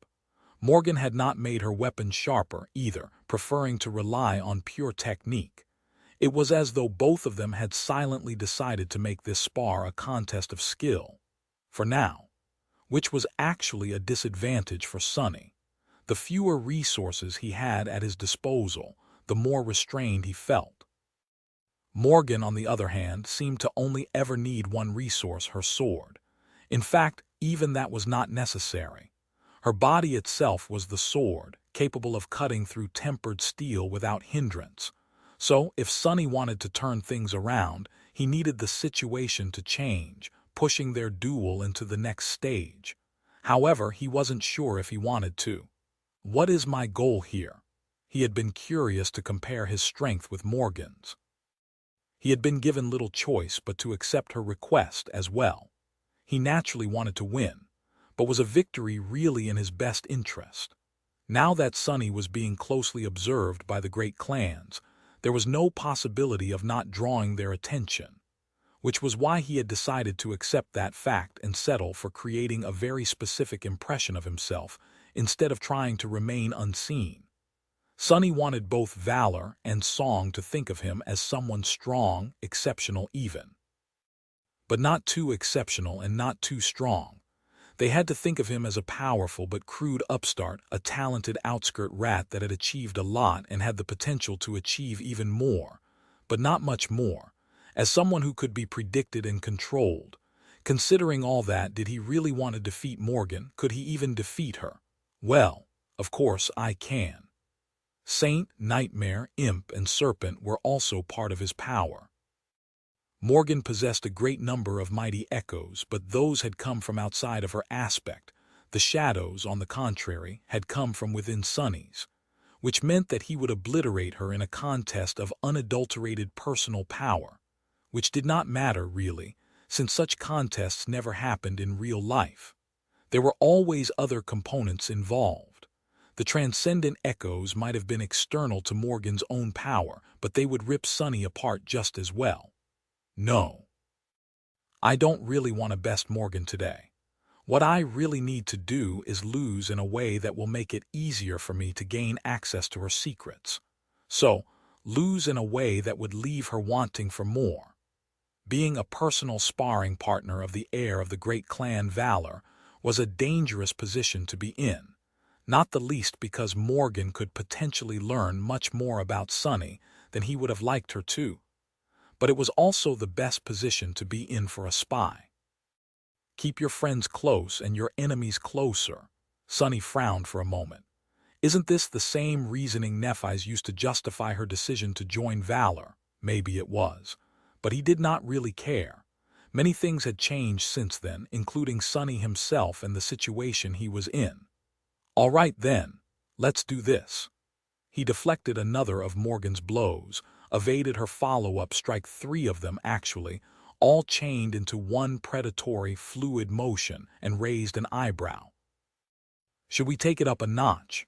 She took a step forward, sent her sword flying toward his throat with diabolical speed, and smiled pleasantly. Let's. Sunny sidestepped her strike and nodded. Then his technique instantly changed. Before, he was using a fluid mix of various simple styles he had picked up over the years. Such a patchwork technique did not excel in any one thing in particular, but was flexible and hard to predict. Sunny had held to his best cards, though, unwilling to share them with the enemy. A potential enemy, at least. Broken sword style that Nephis had taught him. Saint's grounded technique that had originated from the legions of Nether. The battle art of Solvin's zealots, which had come from the war maidens of the Red Sect, those he had hidden within himself. Now that he wanted to lose in the most interesting fashion, though. What would really intrigue a battle maniac like Morgan? She had faced and defeated all kinds of awakened, and had learned all manner of battle styles, no doubt. Her collection was probably even larger than Sunny's own. So what technique could he show that was both exceptional and fascinating, and, most importantly, unknown to Morgan? One particular style came to mind. It was one that he had learned by chance. Not from awakened, ascended, or even saints, but from nightmare creatures. The primeval hunters that had emerged from the gate near Rain School, wielding weapons made of flint. After all, if anything could capture the attention of an obsessed connoisseur of swordsmanship and all things related to combat like Morgan, it was a technique that might have had just lain at the root of all techniques, all styles. Sunny's movements changed, shifting from fluid and refined to uncomplicated and brutal. His whole demeanor changed, too. The savage technique of the Barrow Wraiths was straightforward and rudimentary, but there was a primal lethality to its clear, callous barbarity. It was the expression of a pure, unclouded intent to kill, simple, but in no way crude. There was nothing about it to dilute the ruthless resolve of a hunter who sought to slaughter his prey in the most direct, efficient way possible. Sunny remembered the desperate fight in front of the Nightmare Gate and attacked, cruelly aiming to slice through Morgan's hamstrings. Let's see how this goes. Chapter 11:38. Suffering from success, it went well. Sunny was not doing much better against the murderous hurricane of steel wearing the beautiful human face of Morgan of Valor, but he did manage to slow her down a little. Morgan slowed down not because she felt pressured by his sudden change of techniques, but because she was fascinated by it. Her raven-black hair swept back and her simple tunic rippling from the wind risen by their clash, she pierced him with a burning vermilion gaze. Her red lips moved. Interesting. Very interesting. Morgan was not addressing Sunny, but more so speaking to herself. After that, she changed her strategy as well. Before, Morgan was all offense, all sharp edges, and a relentless barrage of calculated but devastating strikes. Now she was moving more deliberately, not really holding back, but also not pursuing an overwhelming defeat of the enemy at all costs. It was as if Morgan was afraid to break him too soon. Sunny did not really know how to feel about that. Well, that's a new feeling. They clashed, their swords weaving a cacophonous but strangely beautiful melody of hissing and clangor. At the side of the dojo, Cassie turned her head slightly, listening. Sunny had long beaten his record of holding out against Morgan for 36 seconds. A minute passed, then another. He was still solidly standing on his 2 feet, and even though his breathing was growing a little labored from the terrible strain of the intense fight, his stamina was far from running out. In the middle of a particularly furious exchange, when they were close to each other, Morgan suddenly asked, "That style, who taught you?" Sunny struck at the hilt of her sword, aiming to sever her fingers, and answered hoarsely, "No one taught me. I just learned it, from a nightmare creature." She easily avoided his strike and punished it by aiming a thrust at his heart. A smile appeared on her face. "In the nightmare," Sunny hesitated, considering how much he could reveal. He had fought the Barrow Wraiths as mongrel after all. But then again, no one else had gotten a proper measure of their battle skill, and he had faced countless nightmare gates later in Antarctica, most of them undocumented. "No, in front of a nightmare gate." Morgan's smile widened. "You're a fast learner, then." She seemed to have gotten a good grasp on the essence of the primal battle style he was using, which translated into her attacks becoming more purposeful. She was probing and testing, forcing him to reveal more facets of the technique. All of them ideally, which did not quite suit Sunny. It was too soon, he could not have her growing bored yet. He needed to impress her some more before losing so that the impression he made lasted. Without giving Morgan any warning, he commanded his shadow Takai to change in the middle of a swing. The shadow flowed, turning into a great giant. It was still a two-handed sword, but this one was straight and double-edged, much more suitable for thrusts, slightly more versatile and supremely mobile. The swing staggered unexpectedly and turned into a thrust, catching Morgan by surprise. She moved with the grace of a dancer, pulling her head out of the way. A strand of wavy black hair was cut and glided through the air. "Ah, devious!" Despite the outraged tone, her vibrant eyes were shining with excitement. Technically, Sunny had just cheated. They had agreed to leave their ascended abilities unused after all. But that was fine. Cheating was exactly what an exalted legacy would expect an outskirt rat to do. And honestly, it was also what a person from the outskirts would actually do. It was also what a fighter in a real battle would not shy away from, which was why Sunny thought that Morgan was bound to enjoy his little twist. Instead of answering, he attacked, turning his giant into a spear. There were a few weapon forms that he had trained, creating well enough to summon them on the fly. The only one he had reasons to avoid was the Odachi, since that was what he had used the last time he fought Morgan. Her smile grew wider. They fought, putting the armored plates of the dojo under more and more strain. At some point, one of them even started to crack. Sunny used it to his advantage, launching a deliberate strike while his opponent was slightly less sure-footed. Pushing the tip of her spear aside, Morgan pivoted, shifting her weight to one leg. The other suddenly whipped into the air, delivering a lightning-fast, picture-perfect roundhouse kick to his head. Sunny barely had time to react, pulling the spear slightly back and raising its butt to solidly block the kick with the shaft.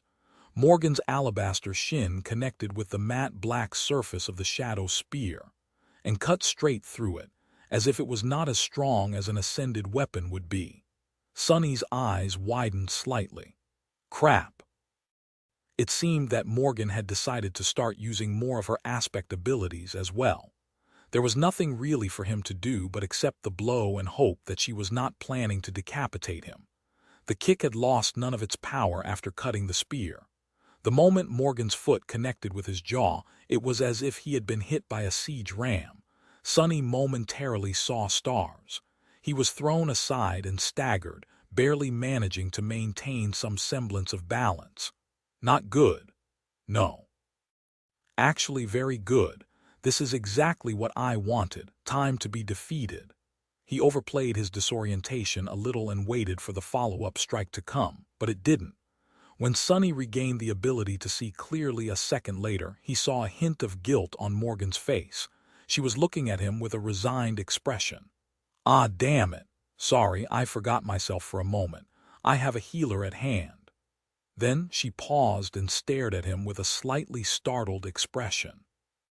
It was strange to see Morgan surprised. You're not cut." Sunny rubbed his cheek, which was still numb. He was going to have a nasty bruise, that was for sure. but the marble shell seemed to have withstood Morgan's aspect ability. No, not quite. She had probably released the ability after slicing through the spear. But her flaw, what Sonny suspected to be her flaw, remained. He grimaced, then moved his jaw side to side and answered in an even tone, "No, why would I be cut? Do I look fragile?" "Well, I'm not. I'm quite sturdy, in fact." Morgan stared at him for a bit, a strange expression on her face. Eventually, her lips twisted into a light smile. "That you are, I'll remember that, for our next spar. This one, sadly, has to come to an end. Thank you for a wonderful duel, Master Sunless." She glanced at her training sword, then calmly turned around and went to place it back in the case. Sonny rubbed his cheek again, feeling a bit of dull pain seep through the numbness, and looked at her back. "Seems like it worked. That is what I call a job well done. Beautifully, really. Ah, I guess that is what they call suffering from success." Chapter 1139. Performance Review. The spar with Morgan left Sonny feeling sore and contemplative. The soreness quickly dissipated thanks to his ascended physique and the shroud of dusk, but the ponderous mood remained. Sometime later, he was sitting in his small office, ignoring the paperwork he had to fill out in favor of idly staring at the wall. That fight of theirs was not exactly illuminating, but it had provided him with a lot of food for thought. First of all, Sonny was reminded of what true legacies represented. Over the years, he had forgotten the feeling of awe and reverence mundane people had toward the distant, powerful legacy clans, the austere warrior caste that produced the best and most valiant champions of humanity. That existed solely for battling the nightmare spell. Or was supposed to, at least. He couldn't be blamed. Sonny had grown immensely strong himself, and had crossed paths with all kinds of powerful creatures, from ancient saints to titans. He had even brushed against actual divinities like Weaver, Nether, and Hope. It was not surprising that the fearsome reputation of the legacies faded a bit in comparison. But the legacy clans, and especially the three great clans, were still authorities in terms of personal power and combat prowess. They were in no way inferior to the ancient Awaken of the past, and in fact seemed to be superior in many ways. The most important ways. Legacies, and all modern Awakened by extension, were much harsher, much more extreme, and much better tempered than those from the ancient times. That was because the legacy clans were forged in a much more hellish world. They had risen to resist the nightmare spell, and were shaped into a force to be reckoned with by its terrible pressure. Morgan had reminded Sonny about that.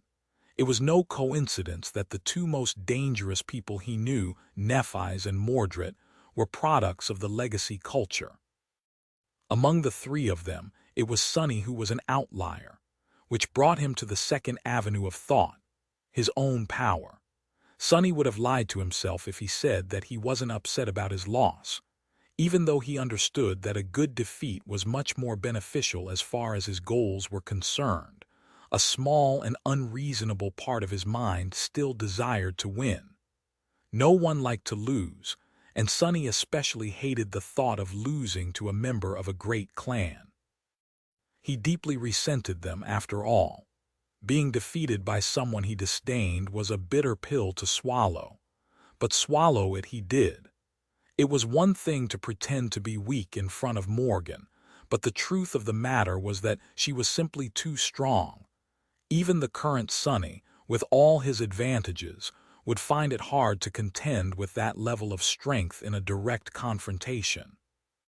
And while he was resourceful and had ways of avoiding such a confrontation, Morgan had all the boundless resources of clan valor behind her as well. So even in that regard, she was a dire threat. Sonny remembered what Jet had told him once years ago. No one survives in the dream realm alone. Her words had always held true, but now they seemed especially poignant. Sonny had grown powerful, much more powerful than he ever imagined being. But he was still just one man. In front of a collective like a great clan, his personal power seemed insignificant. Worse still, That collective served as a gatekeeper to greater strength. No one could even become a saint without their permission, unless that person wanted to be hunted down and slain in retaliation for their defiance. There were ways to grow more powerful without achieving transcendence, though. The last thing the spar with Morgan made Sonny think about was the duel itself. He slowly replayed it in his mind, considering what he could have done better and what mistakes he could have avoided. The list was both endless and pointless. Everything was easier in hindsight. It was achieving the best result in the moment that was hard. Still, it was good to review his performance as well as that of his enemy. Sonny spent some time staring at the wall and thinking back to the duel. A giant was not a good choice for that strike. Here I did not need to saturate that group of muscles with essence. It was just a waste. Should have anticipated the effect of the kick better. As he analyzed their fight, his thoughts inevitably drifted to what could have been done differently. I wonder how Morgan would have fared against me if I used the shadow shell. Sonny tried to construct such a fight in his mind, replacing himself with a version that was 3 meters high and possessed 4 arms. Would Morgan have still held an advantage? Not in physical prowess, that was for sure. However, he was not certain if the outcome would have been different. Legacies were first and foremost abomination slayers, after all. Anvil's daughter had been trained to face all kinds of nightmare creatures since childhood. A 4-armed fiend would not faze her at all. What about some other shell? Sonny was currently limited to one form, that of the shadow spawn, because that was what he knew best. But in theory, he could create the shell of any creature. He just needed to know the creature well enough, perfectly in fact, and that was not easy to achieve. A thoughtful frown appeared on his face. Is it true, though, that I can create the shell of any creature? It was true in theory, but that theory broke instantly when faced with reality. Take Morgan, for example, or any other human for that matter. Creating a shell a human had to be easier, because Sonny was one himself and knew how human bodies operated perfectly well. But how would that even work? The shadow spawn shell worked because the 4-armed fiend was much larger than Sonny, and thus he could form its body around his own. But other humans, with rare exceptions, were more or less of the same approximate size as him. There was no space for a human shell to be formed. There were creatures smaller than humans, too. The current ravenous fiend, for example, even if Sonny studied his shadow for a while, he wouldn't be able to create a shell of the little critter. So in reality, the shadow shell was limited in what it could recreate. A strange expression suddenly appeared on Sonny's face. He blinked a couple of times. Unless, Chapter 1140, staring at the wall, Sonny remained motionless for a while, then chuckled. No, that's crazy, it would never work. Then he stared at the wall some more. Would it? No way. The thought that had crept into his mind while he was thinking about the limitations of the shadow shell was so out there that it seemed utterly ridiculous. But the more he thought about it, the fewer reasons to discard it he saw. No, that's a bit too strange even for me. And yet he could not find a logical reason for why it wouldn't be true. Sonny hesitated for a while longer, then furtively looked around. Then he cleared his throat, stood up, and left the office. If he wanted to test this bizarre theory, he needed to do it somewhere more private. He left the Valor compound and made his way to the nearby dormitory, where most of the government staff still remaining within the siege capital lived. There, he entered his living quarters, which were a bit more spacious and had better amenities than that of both mundane and awakened government workers, and locked the door behind him. Being an Ascended had its perks. Sonny sent his 4 shadows to stand watch, 2 outside the apartment, 2 within, and stood there for a few minutes, mentally going over what he was about to do. It didn't seem to be dangerous, just really weird. The principle was simple. Sonny had mastered 3 steps of shadow dance to date. The essence of his battle art was shapelessness and formlessness. It allowed him to shadow an enemy, copying the very essence of their combat technique.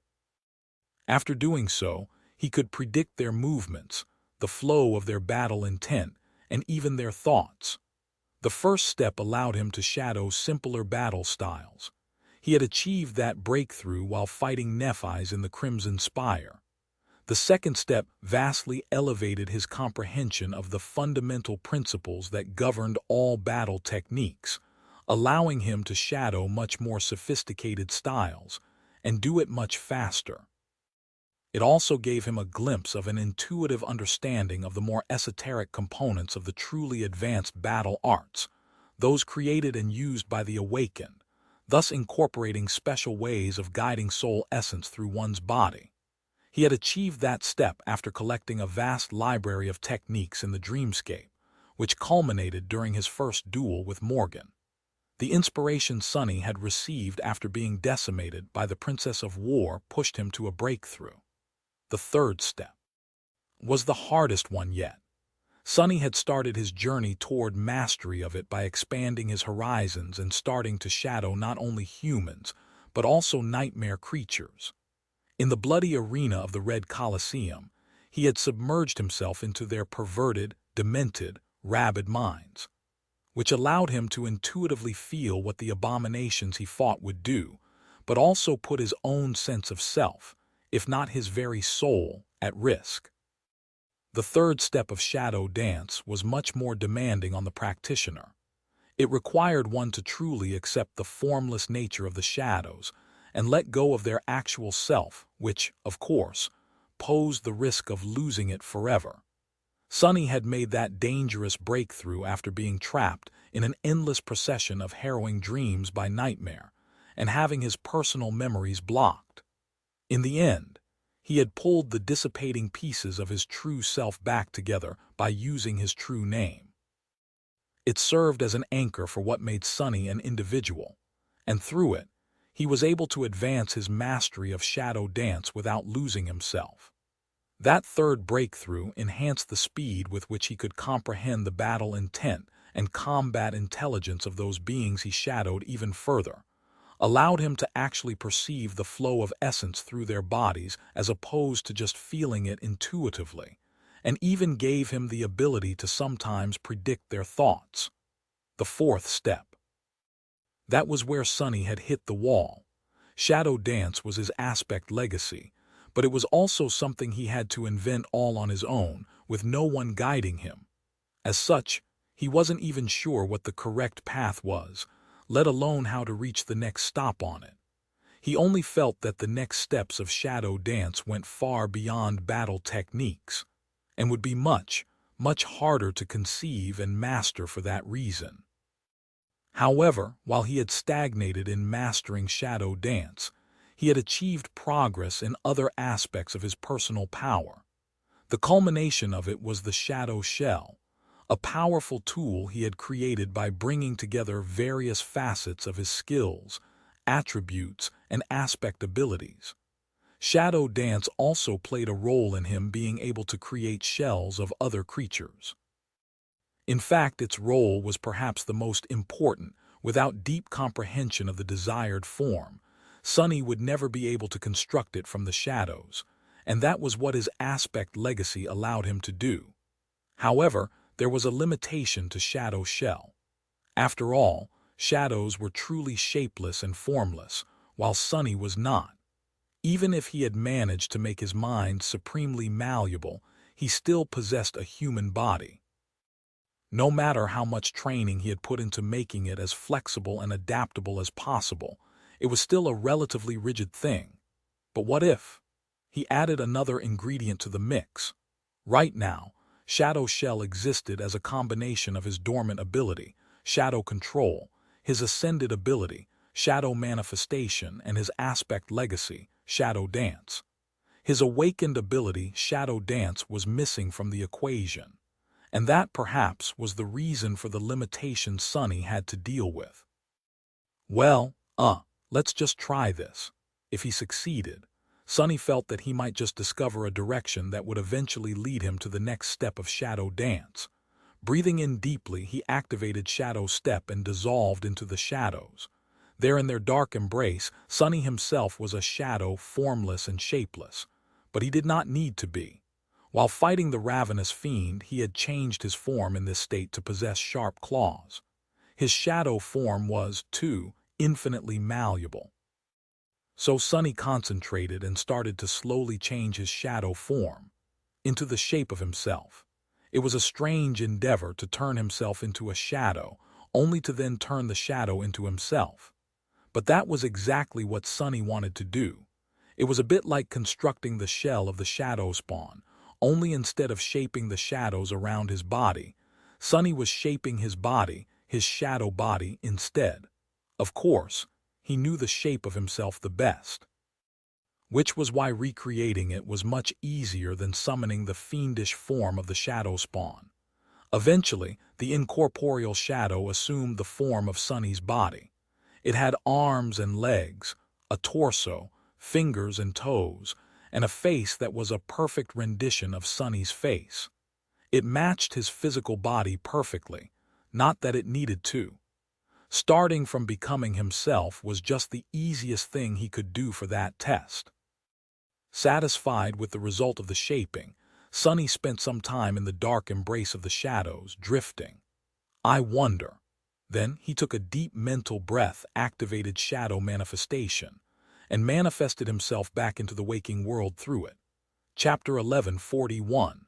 Self-Actualization. A matte, jet-black version of Sonny was standing in the middle of the room. He did not move for a while, frozen like a statue, then raised his hands slightly and looked at them with a strange expression. His fingers moved. Well, that's... The jet-black Sonny scratched the back of his head, then halted for a moment and tentatively touched his hair. The mere fact that he had hair was a surprise. That's certainly something. He felt extremely strange. Sonny was fundamentally a human. When using Shadow Step, he could assume the form of an incorporeal shadow, then turn himself back to his original form. That was not what he had done today, however. Today he had become a shadow, and then manifested himself into a corporeal form without turning back into a human. So what he was right now was, I'll be damned if I know what I am right now. A human inhabiting a human-shaped vessel made of shadows. A shadow brazenly wandering the human world in the form of a person, or something else entirely. Descriptions aside, his current state was a curious one. Because of how faithful the recreation was to the original, Sonny felt more or less like himself. His range of motion, strength, and agility remained the same. His shadow form was ascended, just like his human body, so it was just as powerful and resilient. There were differences too, of course. The most obvious one was the change in his perception. His shadow sense seemed to have become sharper, while his vision was now less pronounced. He couldn't see colors either, just like in the second nightmare when inhabiting the shadow spawn. This was familiar territory for him. Less familiar was the actual composition of his new and strange shadow body. It was a faithful copy, but not an exact one. It couldn't be. Although the jet-black Sonny looked and acted like Sonny, he was still a manifested shadow. As such, he operated on a different set of principles. The recreation did follow some underlying principles of how a corporeal creature was supposed to be, but the similarity was shallow. He did not have a beating heart or any internal organs for that matter. And although there was a rough structure to his form, with something similar to bones being connected to something similar muscles, there was no blood running through his veins. There were no veins either. At best, there were essence pathways. How did it all work? Hell if Sonny knew. It did work, though. Perplexed, he glanced at the two shadows that were hiding in the corners of the room. What do you guys think? The haughty shadow seemed completely befuddled.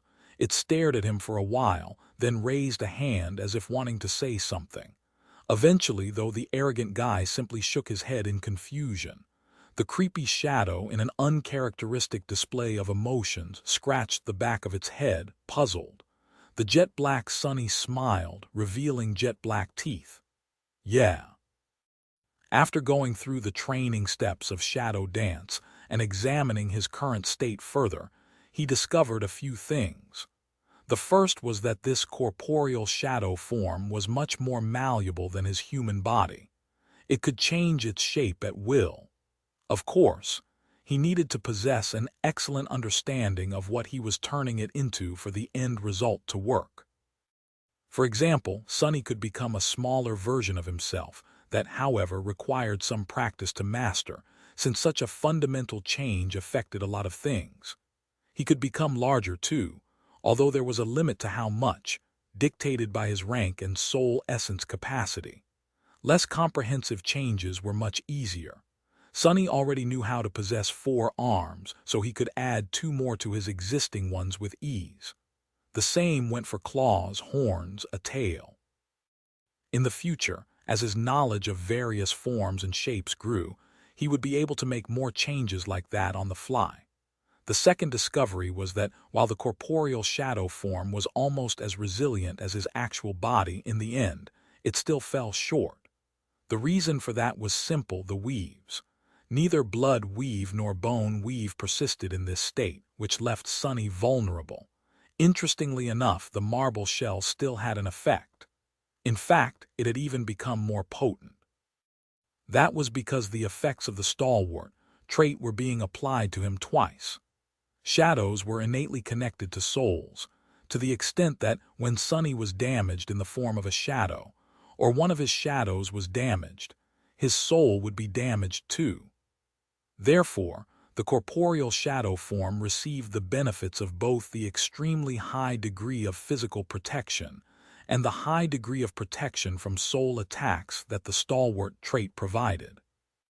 Due to the fact that every attack against it was akin to a soul attack, which was not ideal, Sonny had a tendency to be wounded a lot, and if each wound was transferred directly to his soul, it would quickly collapse.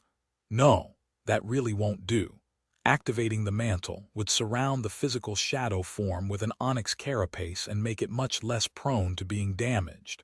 But there was an even better solution. After all, Sonny had started this whole experiment for a reason. Even though the discovery promised to have much wider implications, the initial reason was to expand the limits of the shadow shell. After getting somewhat used to this new way of existence, Sonny called upon the deep shadows shrouding his room, manifesting them into the shadow spawn shell. Layers of shadows flowed up his jet-black body, wrapping tightly around it. Soon, a towering, 4-armed fiend was standing in the middle of the room. This time felt different, though. Instead of being nestled within the shell, Sonny felt as if he had become an integral part of it. His own shadow form was still the heart and driving force of the horned creature, but it was as if he had actually become the fiend. The outer layers of the shadow spawn were like armor, and protected safely deep within was his vulnerable soul. Not bad. Combining these two abilities was a perfect way to both remove the limitations of the shadow shell and protect his soul from harm. If there was one negative side to this solution, though, it was that Sonny's essence was being consumed at twice the speed. He would not be able to sustain this double transformation for long. For now. In the future, though, as his soul grew more powerful, Sonny would most likely be able to use these abilities much better. And one day, perhaps, his soul would grow so vast and powerful that he would not need the protection of a shell at all. Chapter 1142. Tangible shadow form. A few days went by in a flash. Nothing serious seemed to have happened, but grand and dire events were being set in motion in the shadows. St. Madoc had transported several cohorts of Valor retainers into the dream realm and then disappeared.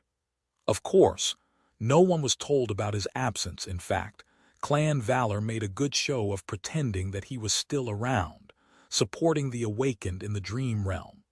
It was a believable lie. Awakened, ascended, and saints were affected by the call all the same.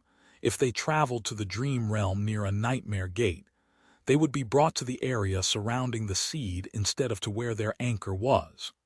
However, there was a big difference when a transcendent was actually involved. That difference was that saints could return to the waking world by just using their innate powers, while awakened and masters needed to find a gateway to come back. Another, no less important distinction was that the pull of the call was not precise. If an awakened fell asleep near a gate, they could be transported right to where the seed was, but just as easily to a spot dozens of kilometers away. They could even be dropped right into the middle of a horde of hungry nightmare creatures. So, if a cohort of awakened wanted to use a nightmare gate as a pathway to the dream realm, they would be scattered over a large area and risk finding their doom long before reuniting with their fellow warriors. A saint could follow the call first, establish an anchor in a safe place, and then transport the members of the cohort there one by one. A saint could even clear the way to the seed, if the cohort was truly planning to challenge it. That was how the nightmare gates that opened inside the human cities were usually dealt with, unless there was no one to challenge them. In that case, they were simply contained, surrounded by a fortified exclusion zone, and guarded day and night. So, everyone had been led to believe that that was exactly what Whispering Blade was doing, guiding the awakened warriors of Clan Valor to the seeds of nightmare in order to conquer them. Sunny, however, knew better. He knew that Maddock actually left to infiltrate Song's territory and secretly take out Mordred. The awakened cohorts the fearsome saint had transported to the dream realm had been left to their own devices, presumably supporting Knight Shtad in pursuing a mysterious objective. The war between the great clans was starting in earnest. Blood had already been spilled, and much more of it was going to flow very soon. Sunny himself, meanwhile, had spent these days experimenting with his newfound ability. He was in a real rush of excitement about it, simply because the potential of the corporeal shadow form was all but limitless. In theory. In practice, there were still conditions to what he could do with it. For example, Sunny managed to turn himself into the Shadow Fiend without the help of the Shadow Shell, relying solely on his own form. That was more or less the extent of how large he could make himself, though. For now, it was also an inferior solution to calling upon the ambient shadows to become the outer layer of the spawn, since he was vulnerable without them. He also experimented with becoming smaller. That was a much easier change, although not without its limitations either. The smallest he managed to become was about the size of the imp, which induced quite a reaction from the little wretch. Sunny also tried other things, like staying more or less his natural size, but changing various aspects of his appearance. Facial features were easy to shift around, as were other things like the length of his hair, his body type, and so on. It would have been a great subterfuge tool, if not for the fact that all these permutations were still of a matte, jet-black color. I won't be masquerading as other people anytime soon. Of course, his experiments went beyond cosmetic changes. His interest was mostly combat and stealth, after all. So, Sunny started by adding 2 more arms to the corporeal shadow form, and transitioned to more extreme shape alterations from there. His ability to shapeshift was limited by his knowledge and experience. Sunny did well with smaller alterations, like adding sharp claws to his fingers or turning his teeth into wicked fangs. However, when he tried to grow wings, the result was borderline disastrous.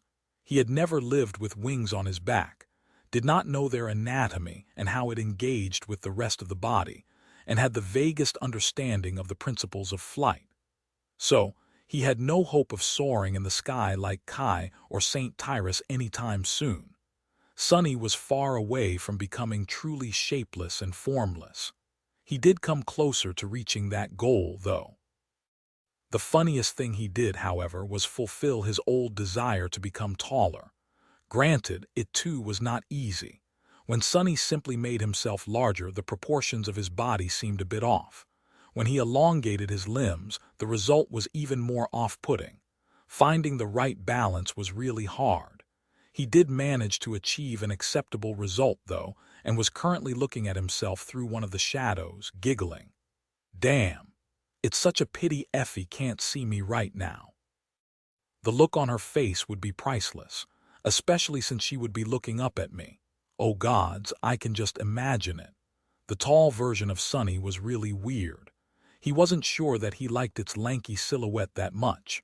It was really amusing to see, though, especially because the corporeal shadow form was entirely matte black, except for the hair. His hair was actually white because Sunny had summoned the autumn leaf to see if it worked on him in this state. I should probably explore purchasing more cosmetic memories in the future. They seem to be working on this form, which can be of use. He glanced at himself one last time, then dove back into the shadows and emerged from them in his usual human form. Truth be told, while being a manifested shadow was certainly fun, he felt much more comfortable in his real body. It was nice, cozy, and familiar. He felt really rather attached to it. Sometime later, Sunny was preparing to go to sleep, but then suddenly froze in the middle of washing up. His face grew cold and dark. Then a dangerous smile appeared on his lips. Well, what do we have here?" A frightening darkness flooded his eyes. That was because a few moments ago Sunny had felt something. Before, his perception had been split between 5 points of view, his own and those of his 4 shadows. But then a 6th perspective slowly came into focus, which meant that the 5th shadow had returned. The gloomy shadow was now within the walls of the siege capital, and that meant that the Assassin's Clan song had sent were here, too. Chapter 1143. Collateral Damage. Sir Amaran, one of the exalted knights of the great clan Valor, was standing on top of a newly constructed dormitory tower, looking at the expanse of the city below.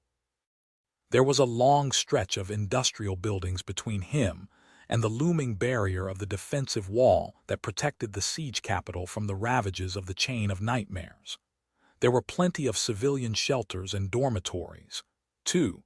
With the start of the evacuation, even industrial areas like this one had been put to use, accommodating numerous refugees.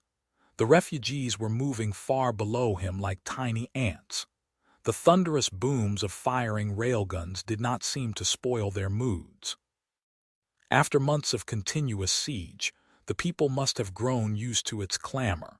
Knight Amaran grimaced. Collateral damage will be high. But that was war. None of these people would have had to die if the enemy had abided by the agreement to keep the hostilities away from the cities.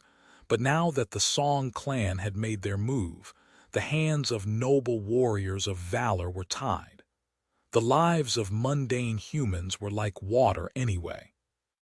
No matter how much he sacrificed to achieve victory, it was just a drop in the ocean. Amaran didn't feel happy about the human cost of his inevitable victory, but he was also not particularly sad. Knowing what he knew, their deaths were insignificant. He heard light footsteps behind him and looked over his shoulder. One of his awakened approached, bearing news. There was an expression of dark excitement on her face. "We have confirmed the location, sir," he nodded. The band of Song's assassins had infiltrated the siege capital with one of the supply convoys. The original staff had been slain, and the impostors assumed their identities. After getting past the gates, they disappeared into the chaos of the overpopulated city without a trace. Or so they thought. In truth, Valor had long anticipated this attack. The subterfuge the assassins employed was pointless. They had only managed to enter the city because that was where Lady Morgan wanted them. It would have been easier and much more bloodless to deal with the servants of the Queen of Worms at the gates, but then some of them could escape. So, they were allowed to enter deeper into the trap. And now, Knight Amaran was entrusted with the honor of delivering Valor's retribution upon the wretched cowards. What did it matter if there was collateral damage? He turned around and glanced at the valiant awakened gathered on the roof. With warriors like these fighting by his side, the dogs of Song stood no chance. A cold smile appeared on Amaran's lips. "Prepare, then. We strike as soon as they make their move. In a dark and empty production hall of a decommissioned underground factory, a group of people were sitting around a ghostly fire. Its flames were blue and burned without producing any smoke. A pleasant fragrance was spreading from the fire, but the gathered people did not seem to notice. The leader of the group was a woman wearing simple civilian clothes, with a pale scar crossing her otherwise beautiful face. She was Ascended Morrow, a retainer of the great clan's song. Currently, Morrow was listening to quiet scratching sounds that seemed to be coming from somewhere under the floor of the factory. The faces of the awakened around her were a little tense. There was a newcomer among them, a man in the uniform of the evacuation army that listened to the sounds, too, his eyes growing a little wide. He was their contact within the siege capital. After a few moments of silence, the man spoke. "That thing. It's not going to break free, is it?" Ascended Morrow smiled. "Of course it will when I command it." She lingered for a second and then added, "Have no worry, though. The thralls of Sister Beastmaster are very obedient. Granted, this one is more powerful than her usual pets." The man chuckled wryly. "Ah, I see. Good then." Poor fool did not even know that he, too, was one of the thralls. "Anyway, have your people completed the preparations?" The soldier hesitated for a bit, then pointed at the map being projected by his communicator. "Yes, that tunnel right there. It will be empty for about 24 hours starting from now.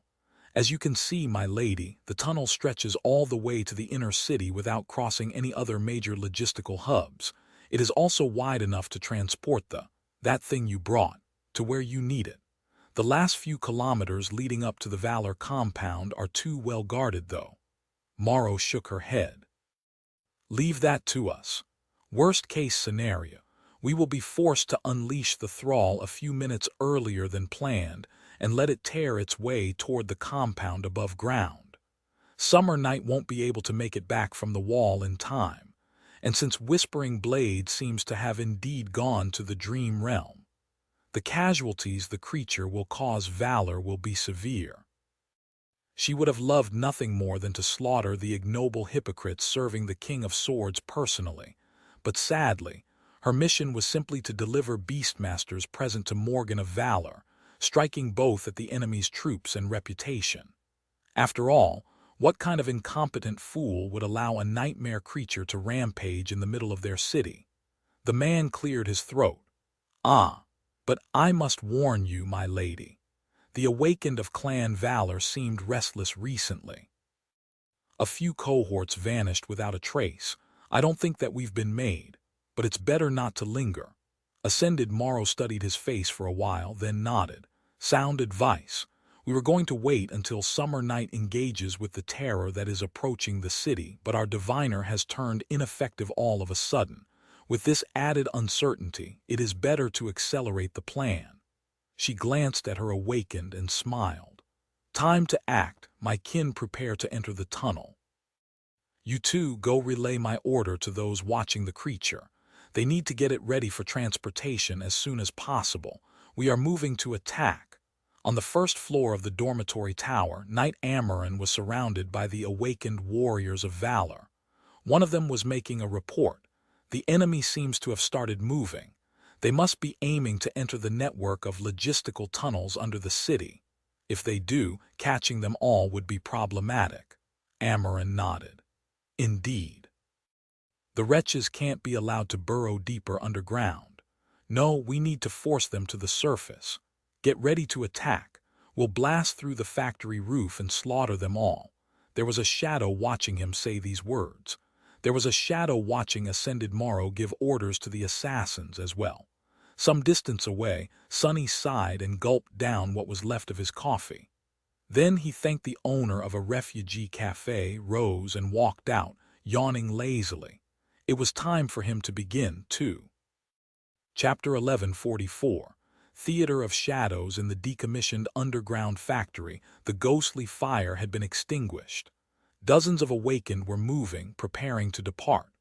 All of them had summoned luminous memories, and the dancing lights made the shadows populating the vast production hall reluctantly retreat.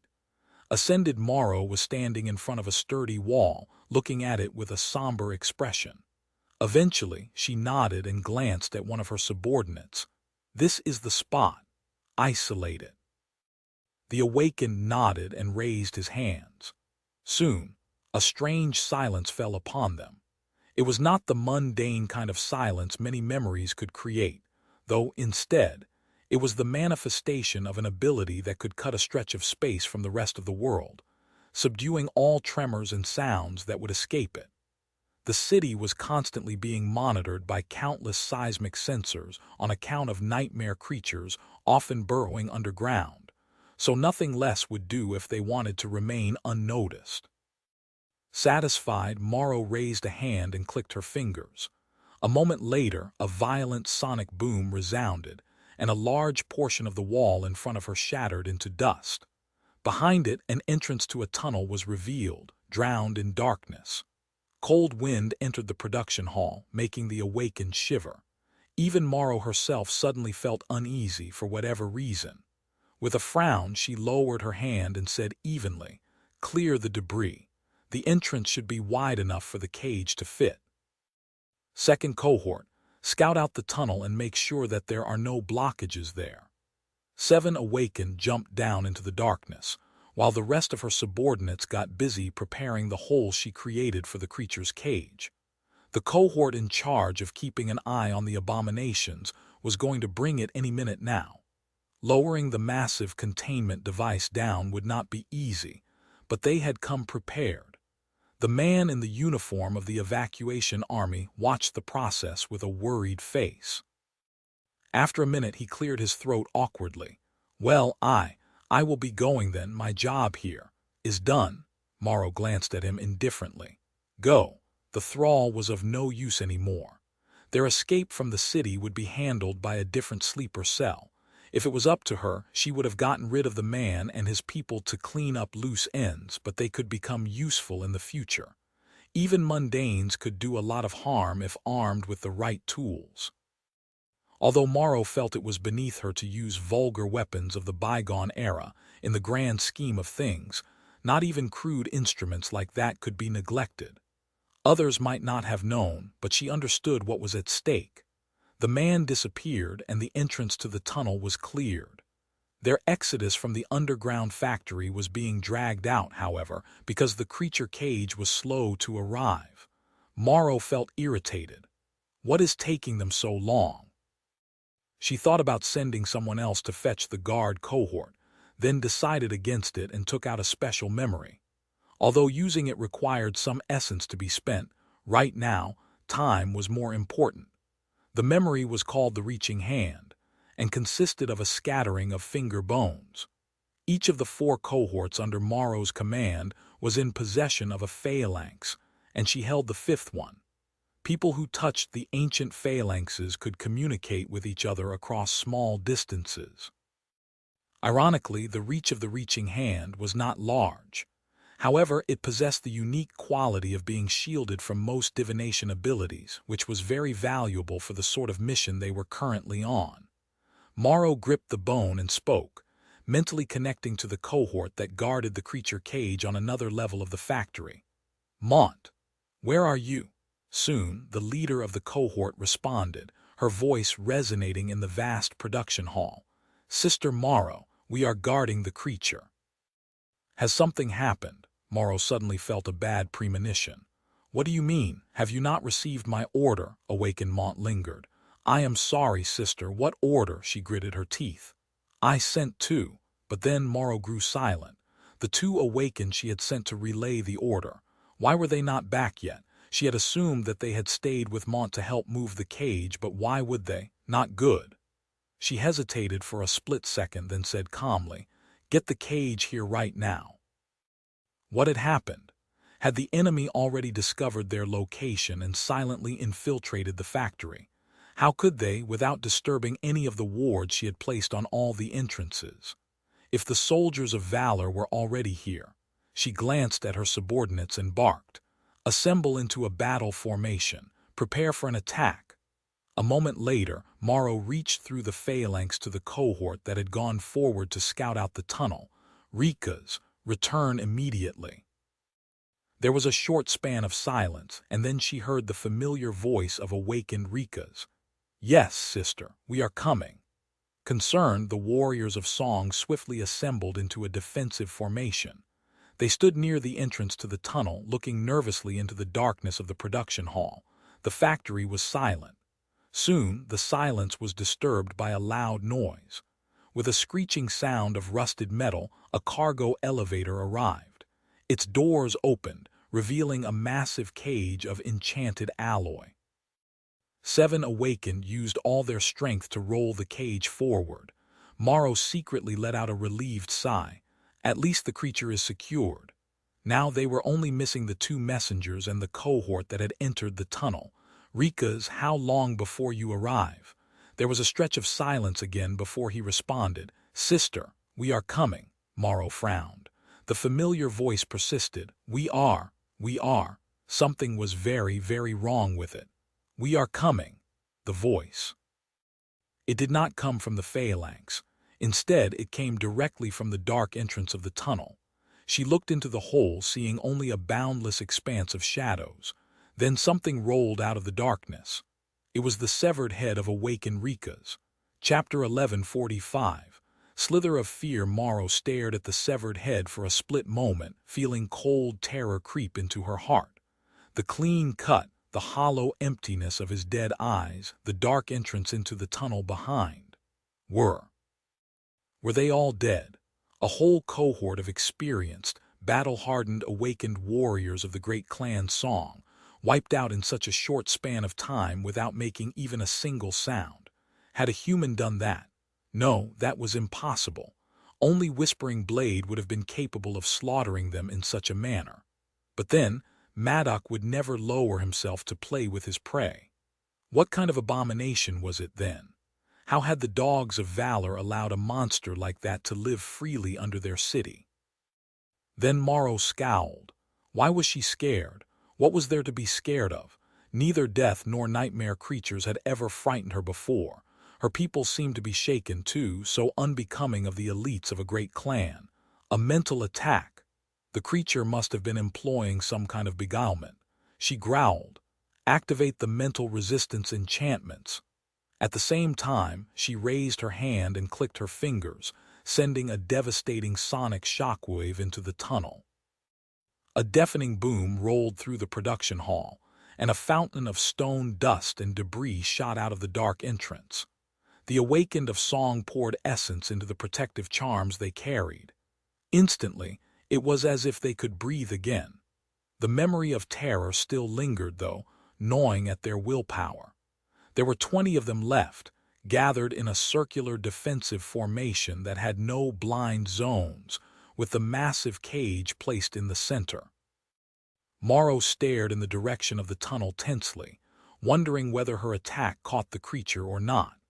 When the echoes of the sonic boom died down and an unnerving silence settled over the production hall, she lingered for a moment, then gave the order to dismiss luminous memories. Trapped in a circle of light, they were too vulnerable. Instead of relying on natural vision, the messengers of Song sacrificed a bit of essence to activate enchantments that granted them the ability to see in the dark. Instantly, the whole production hall was unveiled before them. Nothing could escape their gazes. But the hall was empty. There was nothing within its dark expanse except for old machines and shadows. Morrow raised her hand, brought her thumb and middle finger together, and then said loudly, "Show yourself, creature." There was a moment of silence, and then a moment more. And then the severed head laying in the dust beside her spoke, its mouth unmoving, "Creature, creature, creature." It spoke in Morrow's own voice. The awakened threw unsettled glances at the head of Rika's, which stared back at them with hollow eyes. "What kind of a trick?" "Don't pay any attention to it. It's a distraction," she snarled, then looked away from the morbid visage of the speaking severed head and concentrated on the production hall, trying to predict where the attack would come from. The awakened followed her example too, except for one. The man who had been the furthest from the entrance to the tunnel swayed slightly. Then his head slid from his shoulders and fell to the floor, rolling through the dust as the body toppled behind it. In that short instant, when everyone had gotten distracted by the creature mimicking Morrow's voice, another awakened was mercilessly slain. And now there were only 19 of them. Damn it! Morrow clapped her hands together, unleashing the full force of her aspect. A destructive sonic shockwave spread like a ring from the formation of the awakened, obliterating a large swath of the production hall. The concrete floor cracked, the old machines were torn apart, the steel conveyor belts were ripped, and shreds of alloy flew away like jagged bullets. Nothing within the circle of destruction could have escaped unscathed. In the silence that followed, the severed head of Rika spoke again, unperturbed. Pay, pay, pay. Ascended Morrow gritted her teeth, calmly analyzing the situation. Where was the enemy? What were its capabilities? There was something else beneath her calmness, though, a slither of fear. This time, one that had nothing to do with an insidious outside influence. A moment later, two things happened. First, a loud metallic click came from somewhere within the defensive formation, from the massive cage that contained the enthralled abomination. Second, a section of the production hall's ceiling suddenly collapsed, and armored figures poured through the breach. A short time earlier, many levels above the production hall of the underground factory, Knight Amaran was standing in the middle of a wide corridor. He was surrounded by awakened of valor, who were stealthily moving forward. A woman in light armor fashioned out of abomination leather was making a report. "Sir, we have dismantled the outer layers of the detection wards. The enemy should be right below us by now, but moving further unnoticed will be hard. The elevator shafts are especially problematic." He looked down, then nodded. "Try your best." His subordinate moved to return to her task, but at that moment the floor trembled slightly. Amaran frowned. What? Why would the enemy abandon caution now? He raised his head to give an order, but at that moment something flashed in the corner of his eye. Amaran swiftly turned, noticing the back of a small creature, some sort of a gremlin scurrying into the darkness. His face darkened. "Our presence has been discovered." There was another tremor, this one much stronger than the first. The worms had to be trying to collapse the wall of a tunnel in a hurry, hoping to escape. If so, he was going to have to disappoint them. Amaran had been planning to proceed further down quietly, even if it took more time. But now that such an approach was off the table, there was a need to accelerate things. There was a sword on his belt and a war hammer on his back. Unsheathing the sword and pulling the hammer from its loop, Amaran bellowed, "Warriors of valor, with me." Then he called upon his aspect and slammed the war hammer into the floor. A wave of crushing force traveled downward, piercing through multiple levels of the underground factory and opening a ravaged path to the main production hall. Without a moment of hesitation, Knight Amaran grinned and jumped down into the dark breach. Death to the enemy. Let no one escape. Chapter 1146. Blood rained. Some of his warriors were going to use flight memories to follow, others would rappel down. But Amaran himself had no need for these measures. He simply plummeted through the breach, falling into the darkness like a meteor of steel. Reaching the main production hall, he thrust his sword forward. Invisible force flowed off the blade, forming a brittle field below him. A series of them, actually, each as thin as a sheet of paper. Breaking through these invisible panes of force allowed Amaran to slow his fall. He landed on the floor in a roll and jumped to his feet a split second later, ready to attack and carve out a path for his men to follow. If everything went right, the enemy would have been surprised by the collapsing ceiling and the sudden arrival of a Valor Knight. Even if their shock did not last long, a few seconds would be enough. But he was not given a few seconds. Nothing went right from the start. As soon as Amaran and the first of his warriors landed, they were greeted by a devastating sonic boom. He felt a powerful shockwave travel through his body, almost strong enough to cause his organs to burst. Luckily, he was resilient enough to withstand it. The same couldn't be said for the awakened behind him. With pained screams, they dropped down, blood flowing from every orifice on their bodies, dead. It was as though the enemy had been waiting in a battle formation, ready to defend themselves. "How dare you?" As more and more armored awakened poured through the breach, Amarin roared and dashed forward. There was something strange, though. At the last moment before his lunge, it was as if a drop of blood fell on his helmet from somewhere above. He did not pay it any attention. In front of him was a loose circle of awakened protecting something that resembled a large alloy crate. There was some kind of abominable monster inside. No doubt, bringing a nightmare creature inside a human city was just what the witch, Beastmaster, would do. And allowing the crate to be smuggled into the city despite knowing about its contents was exactly what Valor would do, if it meant leaving the assassins no chance to escape. Amarin's gaze quickly found the leader of the song infiltration team, a striking woman whose beauty could neither be hidden by unassuming civilian clothes nor blemished by an ugly scar running across her face. His eyes narrowed slightly. Morrow. There were not that many masters in the world, and even fewer served the great clans directly. Of course, Amarin knew her. The scarred woman was a powerful opponent. Not as powerful as he was, of course. Their eyes met, and before she could click her fingers, Amarin struck with both his sword and his hammer, sending two horizontal waves of force flying forward, one cutting, the other crushing. The waves collided with a sonic shockwave in the middle of the hall, producing a roaring explosion. Bits of concrete shot outward like shrapnel. It was then that his mind registered a few incongruities in the scene before him.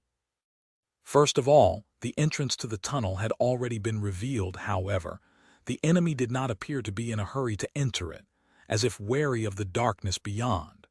Secondly, the main production hall was in a sorry state even before the explosion, seemingly ravaged by Morrow's powers. There were also too few awakened in her formation. No more than 20. 4 full cohorts of song infiltrators had crossed the city gate checkpoint, so what happened to the rest of them? And lastly, there was a gruesomely beheaded body on the floor in front of Song's warriors. One of their own. Just what the hell was going on? There was something else, too. For a moment, just before the waves of force collided and a cloud of dust obscured the view, Amarin thought that he had noticed something.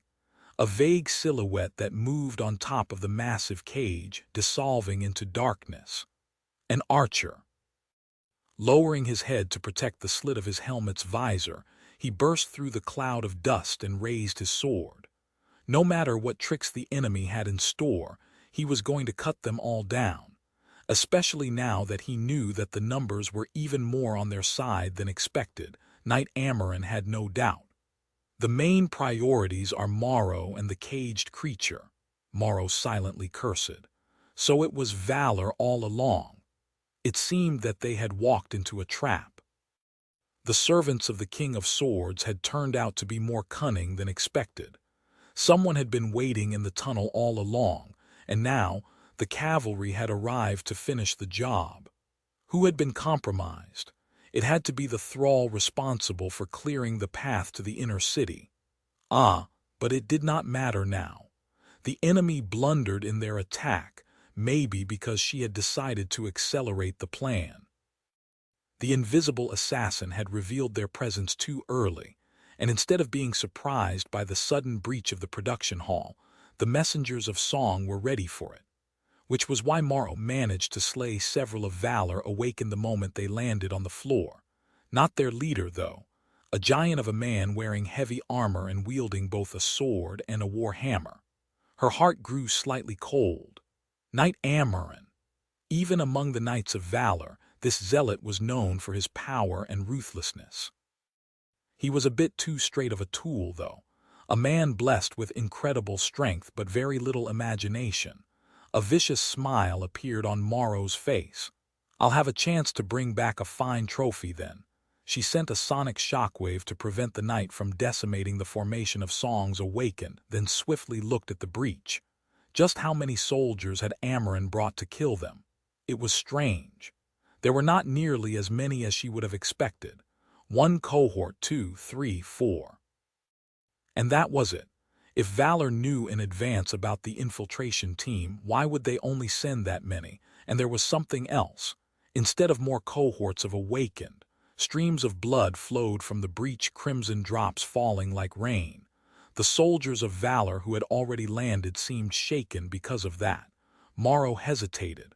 What is the meaning of this? Her hesitation only lasted a split second, however. Then there was no more time to think.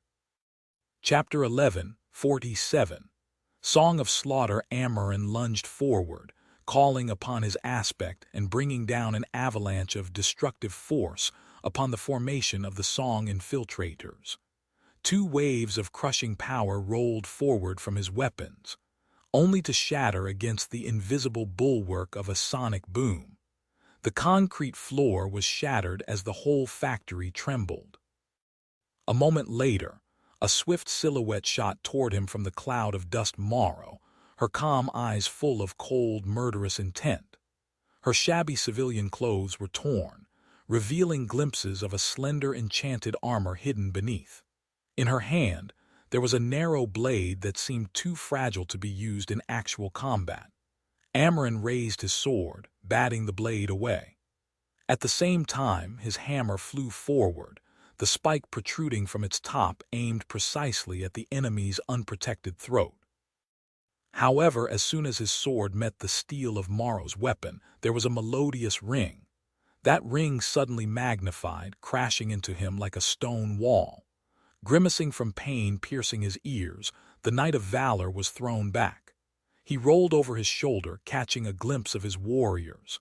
They were advancing, ready to clash with the awakened of Clan Song. Even though Amaran only saw them for a tiny sliver of a second, he noticed 2 things.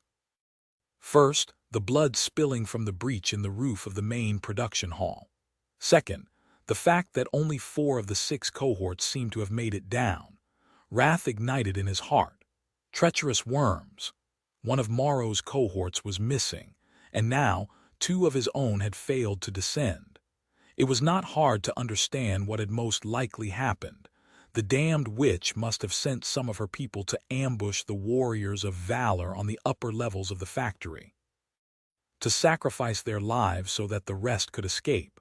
A cunning maneuver, albeit a fruitless one. It was of no use. Even with the missing cohort buying the infiltrators time with their blood, the force of Song was still hopelessly outmatched. Morrow was desperate, and wouldn't she be? The executioner she faced was none other than Amaran. The sword of Valor was inescapable. These thoughts flashed through his mind in an instant. Landing on his feet, Amaran calmly looked up and saw the slender blade falling on his head.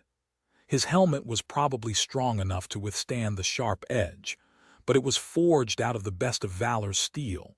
Should the strike land, there would be a ringing, and that ringing would be turned into another sonic explosion by the enemy. Instead of the helmet, the blade struck a shield of invisible force that appeared in the air above Amaran. He also wrapped both his weapons with thin layers of force. He was a fast learner after all. After that first strike, Morrow would find it hard to turn the sound of clashing blades against him. As the 2 masters collided with each other in a lethal battle, so did their soldiers. The awakened of Valor descended on the formation of the infiltrators like a steel tide, threatening to overwhelm it in an instant. Unfortunately for them, the awakened of Song were not so easily overwhelmed. Damn it! Morrow saw one of her soldiers fall to the ground in a fountain of blood. His armor was shattered, and the wretched warrior of Valor who had killed him was already moving to attack another. But then, the servant of the King of Swords fell, too, his back tore open. She felt wicked joy. It was strange, though. Morrow missed which of her people had avenged their brother. It must have been a ranged attack, since no one was close enough to deliver a melee strike. There at the edge of the formation there was only emptiness and darkness. A good shot, then. Morrow hummed, and her humming was picked up by the rest of the song's messengers. Bright smiles bloomed on their faces. The humming was not an expression of some awakened power or a harbinger of a devastating sonic attack. It was simply their song, a song of slaughter. This brute has a tough shell. She was entangled in a fierce fight with Knight Amarin, preventing him from devastating the formation. Of course, the dog was also preventing her from massacring the attacking awakened. For now, Amarin was powerful, skilled, and intelligent, but he was also arrogant and rigid. Morrow had already landed half a dozen blows on his armor. The problem was that the armor was too tough. It had to be a transcendent memory created by the best forgemasters of Clan Valor, since even her blade bestowed by the Queen herself was powerless against its enchanted steel. Even more frustratingly, the knight was using his aspect to wrap himself in a thin layer of protective force, stifling all sounds that could have resulted from their clash. Still, it was just a matter of time before he made a mistake. Morrow was confident. Just a dozen seconds later, however, her confidence waned. Not because she felt pressured by Amarin, and she did, of course. A knight of valor was not an enemy to be taken lightly. No, it was because Morrow was suddenly unsure of how much time she had left, because their soldiers were dying too quickly. All of them were the absolute elites of the awakened world, so their battle was unsurprisingly intense and bloody. The whole factory was quaking and convulsing from the magnitude of the unleashed violence, as if on the verge of collapsing. Before it did, they would have to escape to the streets. And yet, the battle was somehow too bloody and too lethal. There were too many corpses on the ground already, especially at the edges of the formation, where the fighting was supposed to be less intense. Morrow remembered that the assassin Amarin had sent ahead of the main force was still here, somewhere in the production hall. That could have been an explanation, if not for the fact that there were more of Valor warriors dying than that of Song. Something strange was going on. Morrow deflected a glancing blow from Amarin's sword and evaded the beak of the war hammer, pushing forward to deliver a strike of her own. I am missing something. Something is not right. Even though she was suppressing the valiant knight, and even though her soldiers were seemingly prevailing against the servants of valor, a cold, unsettling feeling slowly found its way into Morrow's heart. Chapter 1148. Unsealed Knight Amarin was forceful and oppressive, his every move bringing with it a promise of death. And yet, neither his sword nor his hammer could reach her. Not even his insidious aspect was enough to bring Morrow down. She had slain nightmare creatures more dangerous than this ascended warrior. She had slain more dangerous humans, too.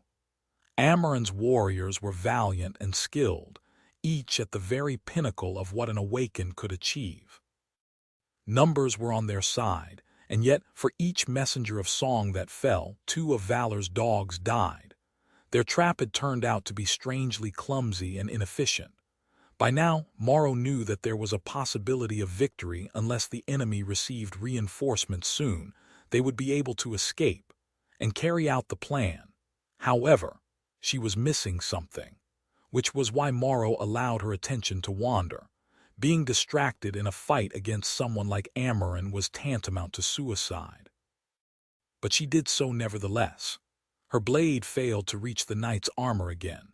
Her body received several ghastly wounds because of her inattention. More and more awakened died around them, but Morrow coldly continued to observe. And then she saw it, a warrior of valor, falling down with a pained scream, blood streaming from his torn neck. Only there had been no one near to tear it. It was subtle and almost unnoticeable in the havoc of the battle, but she saw it clearly.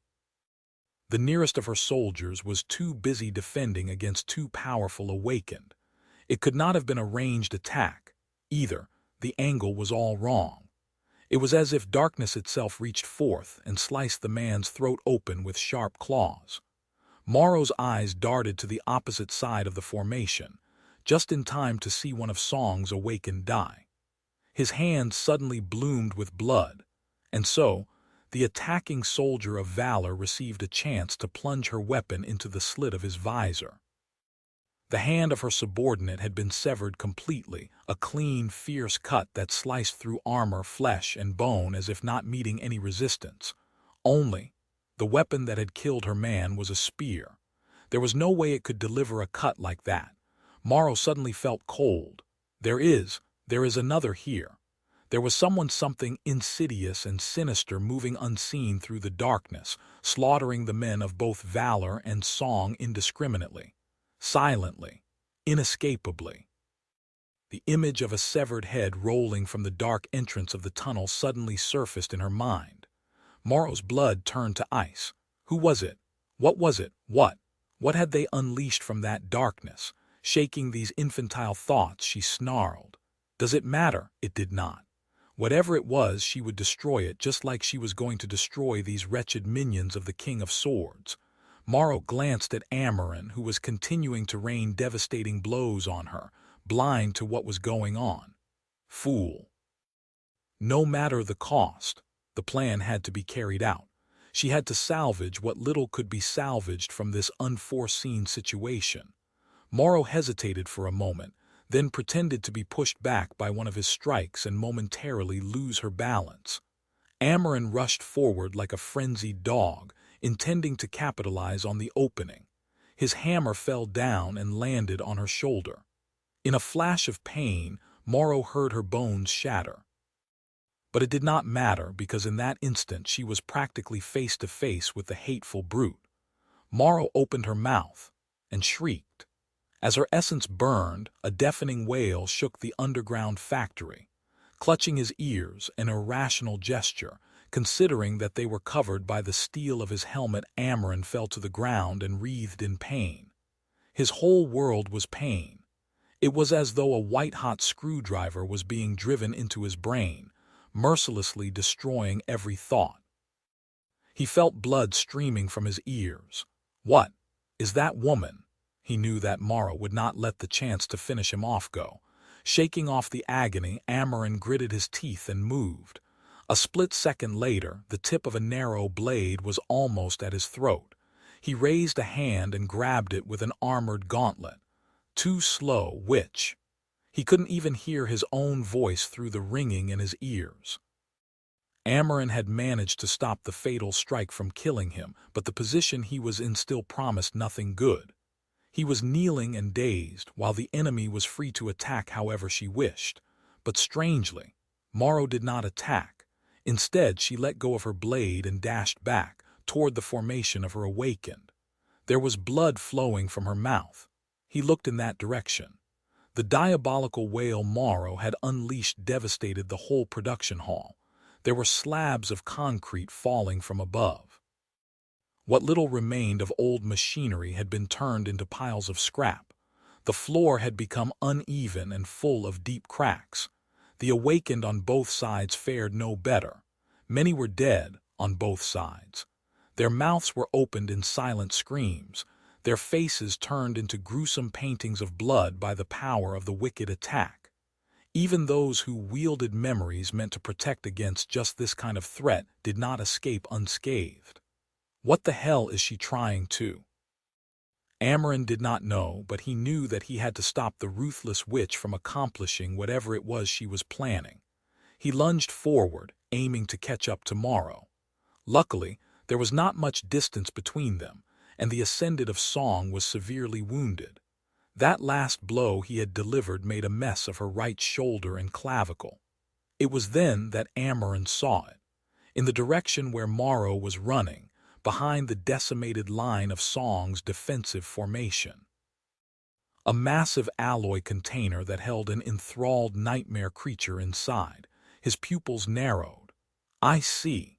Amarin understood what Morrow wanted to achieve. She must have abandoned all hope of delivering the abomination to the inner city and wanted to unleash it right here and now. Sadly for her, he would not give her that chance. He raised his sword, ready to send a wave of force at the back of the escaping woman. But then, a vague silhouette suddenly lunged at him from the side. Reacting on instinct, Amarin lashed out with his hammer. The attacker dove beneath it and delivered a strike with a sharp, narrow stiletto. Pathetic. One of Song's worms must have already recovered enough to attack. The Knight of Valor simply moved his arm, shielding those seams of his armor that protected vital organs. All the attacker could do was drive his stiletto between the rerebrace and the counter, and even then just by a centimeter or two, delivering an insignificant wound to his elbow. The next moment, Amarin counterattacked, forcing the unclear figure to stagger away. The attacker seemed to dissolve into darkness as if she, had never existed at all. Coward, Amarin growled and continued his pursuit. What had that cowardly attack achieved? Nothing. Morrow would still not escape. He prepared to deliver another strike, but then suddenly swayed. He felt weak. Confused and suddenly unsettled, Amarin glanced at his elbow, where a few drops of blood seeped from beneath the impregnable plates of his armor. The blood. Why did it seem almost black? The knight's eyes widened slightly. Poison. A few moments later, jumping over the corpses of her people, Morrow reached the containment cage. She groaned, spitting out a mouthful of blood, and used the only hand she could move to strike at the seal. There was no complicated procedure to opening the cage. The key to its magical lock was simple. It was blood. Blood of Song. Morrow's fist left a bloody imprint on the plate of the seal, and it seemed to ignite, burning away in an instant. The clasps holding the cage closed fell away, and it burst open. Inside was a creature so ghastly and revolting that anyone would have been terrified to see it, but Morrow only smiled. She grinned, revealing bloodied teeth. "Go, slaughter everyone who is not Song, to the surface." The creature unfolded from within the cage and moved, following her command. But what was that? Why was the abomination bleeding? There were several thin, shallow cuts on its gray hide, seemingly delivered by a blade so sharp as to be perfect. And its many eyes, why were they not full of hollow obedience? Instead, they were brimming with something else. Madness. Boundless, murderous madness and hunger. Chapter 1149. Uncaged, the creature escaped its cage. It was a revolting thing, a towering mass of gray flesh with 100 nimble limbs and a scattering of huge, eerily human-like eyes. All of them burned with delirious frenzy. Its enormous body continued to unfold, occupying much more space on the outside of the container than there had been on the inside. Its limbs moved, sharp claws shooting in all directions. Morrow might have been able to resist the terrifying abomination if she had been prepared. But she wasn't. Her body had been battered and wounded, and her mind was momentarily frozen by the visage of the creature that had somehow escaped its enthrallment. She was slow to react by only a split second, but that was all it took. Her figure disappeared in a tide of slithering gray limbs, and just like that, an ascendant of the great clan Song had been killed. Amarin watched her die with an incredulous expression. Such irony! The witch had been slain by her own pet abomination. The death of a powerful enemy should have brought him joy, but he felt a grim sense of dread instead. After all, the creature had to be dealt with, and Amarin, despite his pride and strength, was not confident in his chances. He would have been a fool not to recognize the revolting monstrosity for what it was, a corrupted, and of a high class from the looks of it. A devil, no, worse than that, a tyrant. These crazy wretches. They smuggled a corrupted tyrant into a human city.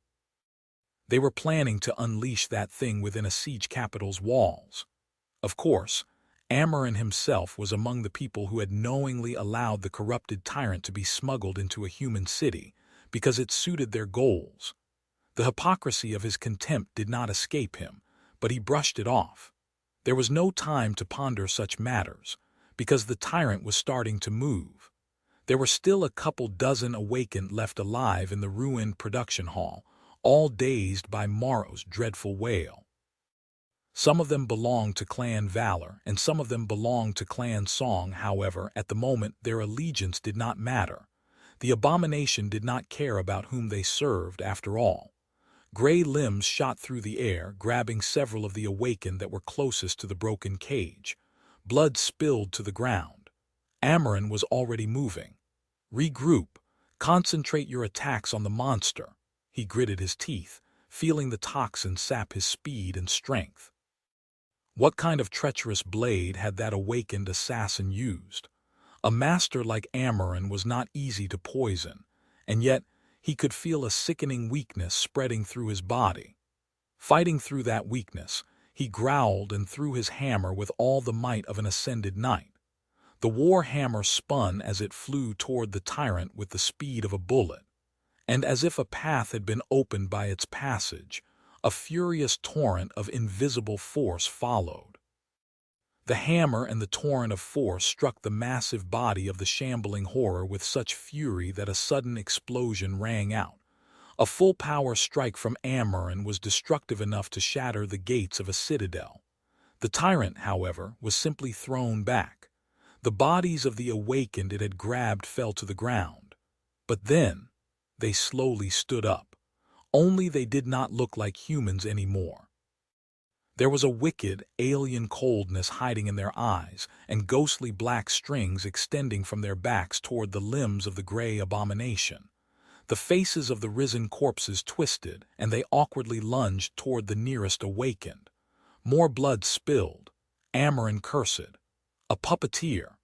Before, he had not been too worried about the creature escaping from the factory and reaching the industrial zone above. That was within the parameters of the mission. Now, however, allowing the tyrant access to crowds of refugees was the same as gifting it an army. That he could not allow. The creature had to be destroyed now, before it received an opportunity to create a legion of flesh puppets. In fact, the tyrant had to know that there were millions of souls to be reaped right above. Intelligent as these creatures were, it should have been trying to escape a dangerous enemy like Amarin and reach the surface, where there was an unlimited supply of bodies for it to turn. But for some reason, the appalling abomination seemed hell-bent on slaying every human in the main production hall of the underground factory first. Amarin was not going to complain. "Attack, you wretches!" His bellow rolled through the hall, pushing the awakened into action. The warriors of valor followed the order without hesitation, while the surviving worms of song seemed confused about what to do. Some hesitantly joined the attack on the tyrant. Some tried to attack fellow humans despite the situation. Those were cut down first. Some even tried to escape. The cowards did not make it far. Amarin was too busy to notice who had killed them, but none managed to disappear into the dark mouth of the tunnel. The wall of gray flesh and countless limbs surged at the rest of them. "I have to destroy it. I have to. I have." In his heart, Amarin knew that a corrupted tyrant was not an enemy he could hope to slay alone. Especially not poisoned and drained by his fight against the cursed witch, Morrow. But this one was strangely weak. Maybe it was weakened by being locked in the enchanted cage for so long, or maybe it was simply the type of tyrant whose power lay in a legion of minions. It was also rabid and crazed, almost unintelligent. Fighting the creature was no different from fighting a powerful monster, if not for the puppets it could create. So there was a chance, no matter how small. The awakened died, only to be turned into puppets. The puppets were destroyed in turn. The shambling horror of gray flesh received numerous wounds. Many of its long limbs were crushed or severed. The factory seemed to be coming undone. "I will destroy it." Even when the last of the awakened under his command died, Amarin persisted. His sword flashed over and over again, and waves of invisible force crashed into the massive body of the creature in a constant stream. His lungs were burning and his veins were full of poison. His essence was running dry, but he refused to fail the mission. He had to prevail. And then, miraculously, Amarin did. The puppets that were reaching out to grab him suddenly swayed and then fell down. The towering, desiccated mass of gray flesh convulsed and lifelessly sprawled on the cracked floor. The spell spoke into his ears. He swayed, struggling to believe in what he saw, and fell to one knee. He was utterly spent and barely able to move. And yet he had won. Knight Amarin drew in a hoarse breath. I won. In the silence that followed, a cold voice suddenly resounded from behind him. Did you? He flinched and turned around, glancing up. Above him stood a dark apparition, a fiend in fearsome black armor wearing a demonic mask that was crowned by 3 twisting horns. In the mask's eyes there was nothing but darkness. What? Who is? The mask moved slightly, and the 2 pools of darkness stared directly into Amarin's soul, making him shudder. The apparition spoke. I guess you did. A moment later, a cold blade slid silently into the slit of Amarin's visor, ending his life. Chapter 1150. Unseen, you have slain an ascended human, Amarin. Your shadow grows stronger. Sunny stood for a moment above the knight's corpse, waiting for the enchanted armor to dissipate into a whirlwind of crimson sparks. Then he used shadows to turn his gauntlet into a fearsome claw and struck down a few times. It was not in his habit to mutilate the bodies of his enemies, but he had to mask the initial blade wound that had killed the fearsome master. With that, his task here was finished. Sunny tilted his head and thought with a bit of detachment. That went more smoothly than I had expected. Wiping out 10 cohorts of elite awakened, and 2 legacy masters had turned out to be easier than he would have thought. A force like that, if Sunny had not intervened, their battle would inevitably spill out into the streets above. No matter how sudden Valor's ambush was, the assassins of Song were not pushovers, especially their leader. They would have retreated and eventually made their way to the surface, but he had prevented that.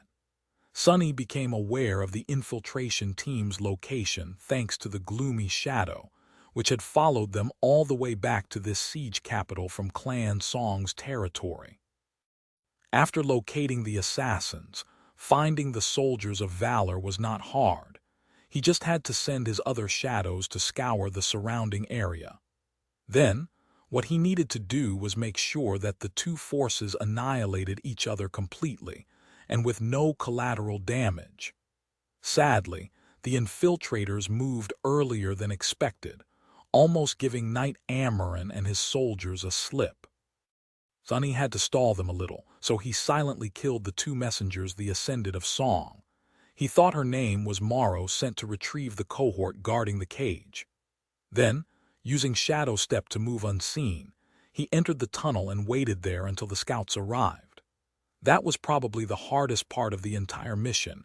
Killing 7 powerful awakened before they could make a sound was not easy, even for him.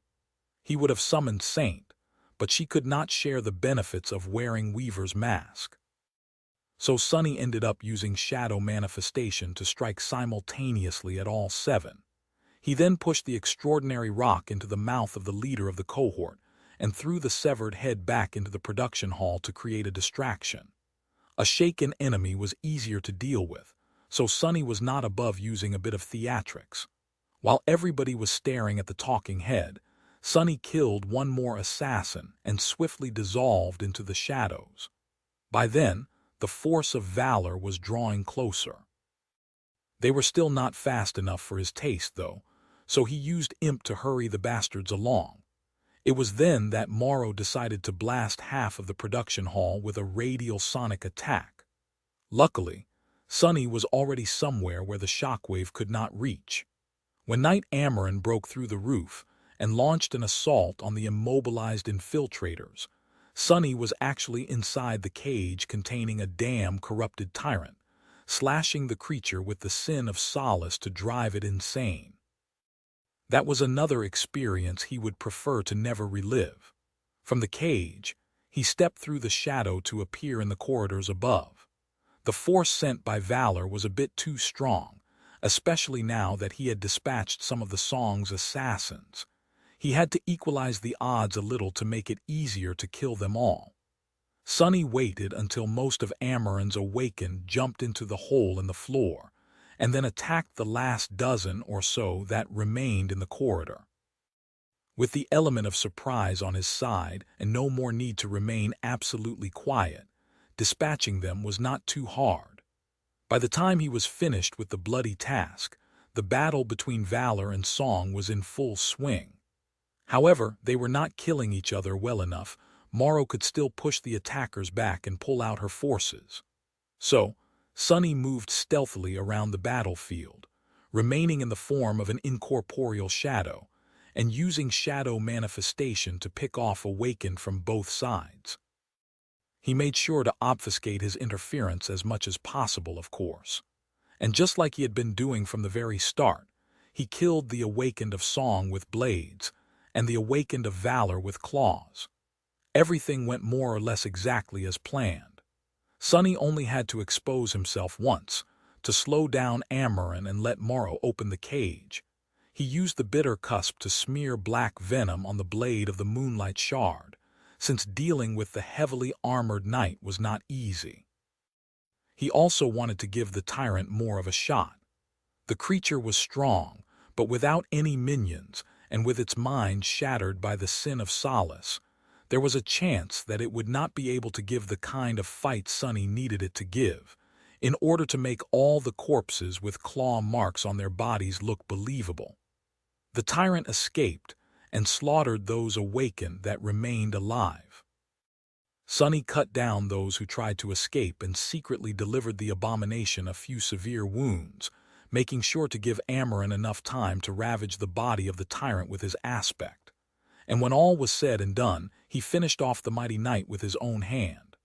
The despicable zealot actually thought that he had won, while in reality his defeat was meticulously orchestrated from the very start. Now, silence settled over the ruined production hall.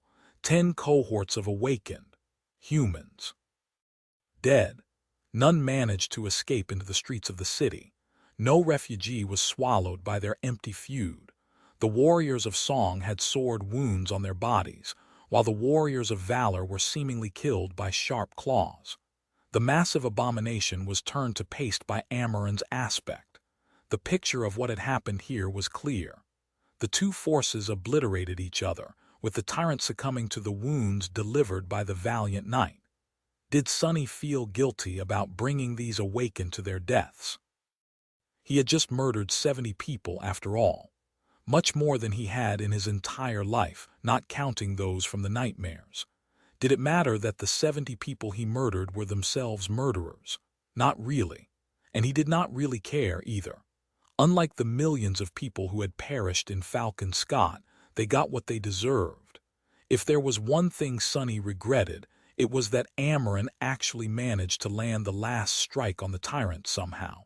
That was a frustrating loss. Throwing one last glance at the scene of carnage, Sunny shook his head in dejection and disappeared into the shadows as if he had never been here at all. Shadow Slave Audiobook by Kevin, Chapter 1151. See No Evil, a ravaged underground hall. Split concrete, old machines turned into piles of scrap, broken walls. Deep darkness chased away by the bright light of electric floodlights. The stench of blood permeating the air. And bodies, of course, scattered on the cracked floor. Dozens of them, all bearing terrible wounds. Bodies of the Awakened of Valor, the Awakened of Song. And one more, a ghastly hill of gray flesh that had been a nightmare creature before. Morgan studied the scene of slaughter with a neutral expression as she walked among the corpses. She would linger for a few moments near one of the corpses, then indifferently move on to the next. Her vermilion eyes were cold. St. Gilead, the summer night, was more expressive. He was kneeling in front of one of the bodies with a mournful expression on his gallant, handsome face. A heavy sigh escaped from his lips. Amaran. Morgan turned around and looked at the transcendent. "Oh, I am sorry, Sir Gilead. I have forgotten that the two of you were once members of the same cohort. Please accept my condolences." Her voice did not seem too regretful, though. Summer Night looked down. "Sometimes I forget." She raised an eyebrow. "What?" The saint lingered for a few moments, then offered her a calm gaze. "How much I loathe you and your family." Morgan smiled slightly and looked away. Well, what can I say? We are a loathsome bunch. With that, she used her armored boot to turn one of the bodies over and asked, "Does this make sense to you?" Summer Knight stood up with a sigh and walked over. The result is outside expectations, but the sequence of events seems clear. We severely underestimated the opposition. By all accounts, Amaran should have been able to achieve a clean victory. But the presence of a corrupted tyrant changed things. Our estimation of Beastmaster's power needs to be adjusted. Still, he slayed the beast, even if the price was his life. Morgan shook her head. Seems clear, huh? Her gaze was locked on the fatal sword wound that had killed the awakened in front of her. Morgan remained motionless for a few moments. What a beautiful cut! Seemingly losing interest in the corpse, she turned away and called out to one of the specialists that had been casing the scene. The man walked over and bowed, then delivered a preliminary report. His conclusions were in line with what St. Gilead had said. Morgan stared at him bleakly. "Have the diviners discovered anything?" The investigator looked away in embarrassment. "Nothing, my lady." A slight frown appeared on her face. "So you're telling me that 6 cohorts of Valor's best, armed and armored with forged memories, lost to 4 cohorts of Song infiltrators, and that night Amaran slayed a corrupted tyrant alone?" The man lowered his head. "That is what the evidence tells, my lady." Morgan scoffed. She remained silent for a while, then turned and addressed a delicate young woman who was standing silently above a severed head. "What about you, Kasia? Do you see something?" The young woman shifted slightly and answered in a calm tone, "I see nothing." Morgan tilted her head. "Are you telling me that you don't see anything or that you see nothing?" Summer Knight frowned, thinking that the princess was mocking Theblined girl. The young woman, meanwhile, simply nodded. Morgan grinned. "Ha!" She turned to the saint and pierced him with an amused look. "See, Sir Gilead, at least someone is not useless here." Then her expression darkened. Morgan looked at the corpse laying at her feet once again and frowned. After a few moments of silence, she mumbled, "Was it the House of Night? No, unlikely, that cut. Just who could have?" Sonny took a step back and bent over, breathing heavily. By his side, Cassie swayed, struggling to catch her balance after her rapier was shattered by Morgan's attack. Today, the princess had decided to face the two of them at the same time. The spar was an especially grueling one. They gave a good fight, cooperating with each other so flawlessly that it almost seemed as if they shared one mind. But in the end, the princess mercilessly drove them both back. El Cyrillicle, or 456 GHT, NAVYLC AVYS tilde AM. She seemed possessed, attacking with such power and ferocity that Sonny found it almost unnecessary to downplay his abilities. He pretended to be utterly exhausted. There was little need to pretend, really, and lowered his sword. That was a good fight, Lady Morgan." She glanced at her own blade, which was nicked all over and utterly ruined, then threw it aside with frustration. "Yes, you did well, too." After catching his breath for a couple of seconds, he slowly straightened and glanced at her with a complicated expression. "But, are you troubled by something? Your technique seemed a bit distracted today." Morgan stared at him for a few moments, her face turning cold eventually. She said with a hint of discontent in her voice, "That is not something for a person like you to concern yourself with. Come to think of it, I won't need your services in the next few days, Master Sunless, so make yourself scarce." Just what he wanted. Sonny put on a suitably alarmed expression and lowered his gaze. "Ah, as you wish, my lady." She lingered for a few moments, then scoffed and left. Sonny and Cassie were left alone in the training room. It had been 2 days since the slaughter in the abandoned factory. Morgan seemed to be suspicious that something irregular had taken place in the underground production hall, but not a drop of that suspicion was directed at Sonny. He had hidden his traces well, and no one within Valor could ever imagine that someone like him was capable of wiping out 10 cohorts of Awakened from the great clans, let alone doing it with such insidious and flawless, almost diabolical precision. As for Sonny, he was effortlessly playing the role of someone who had no clue about what had happened. Glancing at Cassie, he shrugged. "What's up with her?" The blind girl turned her head to face him, then remained silent for a while. Eventually she said, "You don't have to worry," Sonny frowned. What was that supposed to mean? Did Cassie know something? If anyone would, it was her. He shook his head, then dragged his tired body across the room to place the training sword back into its stand. If Cassie knew, she would keep silent.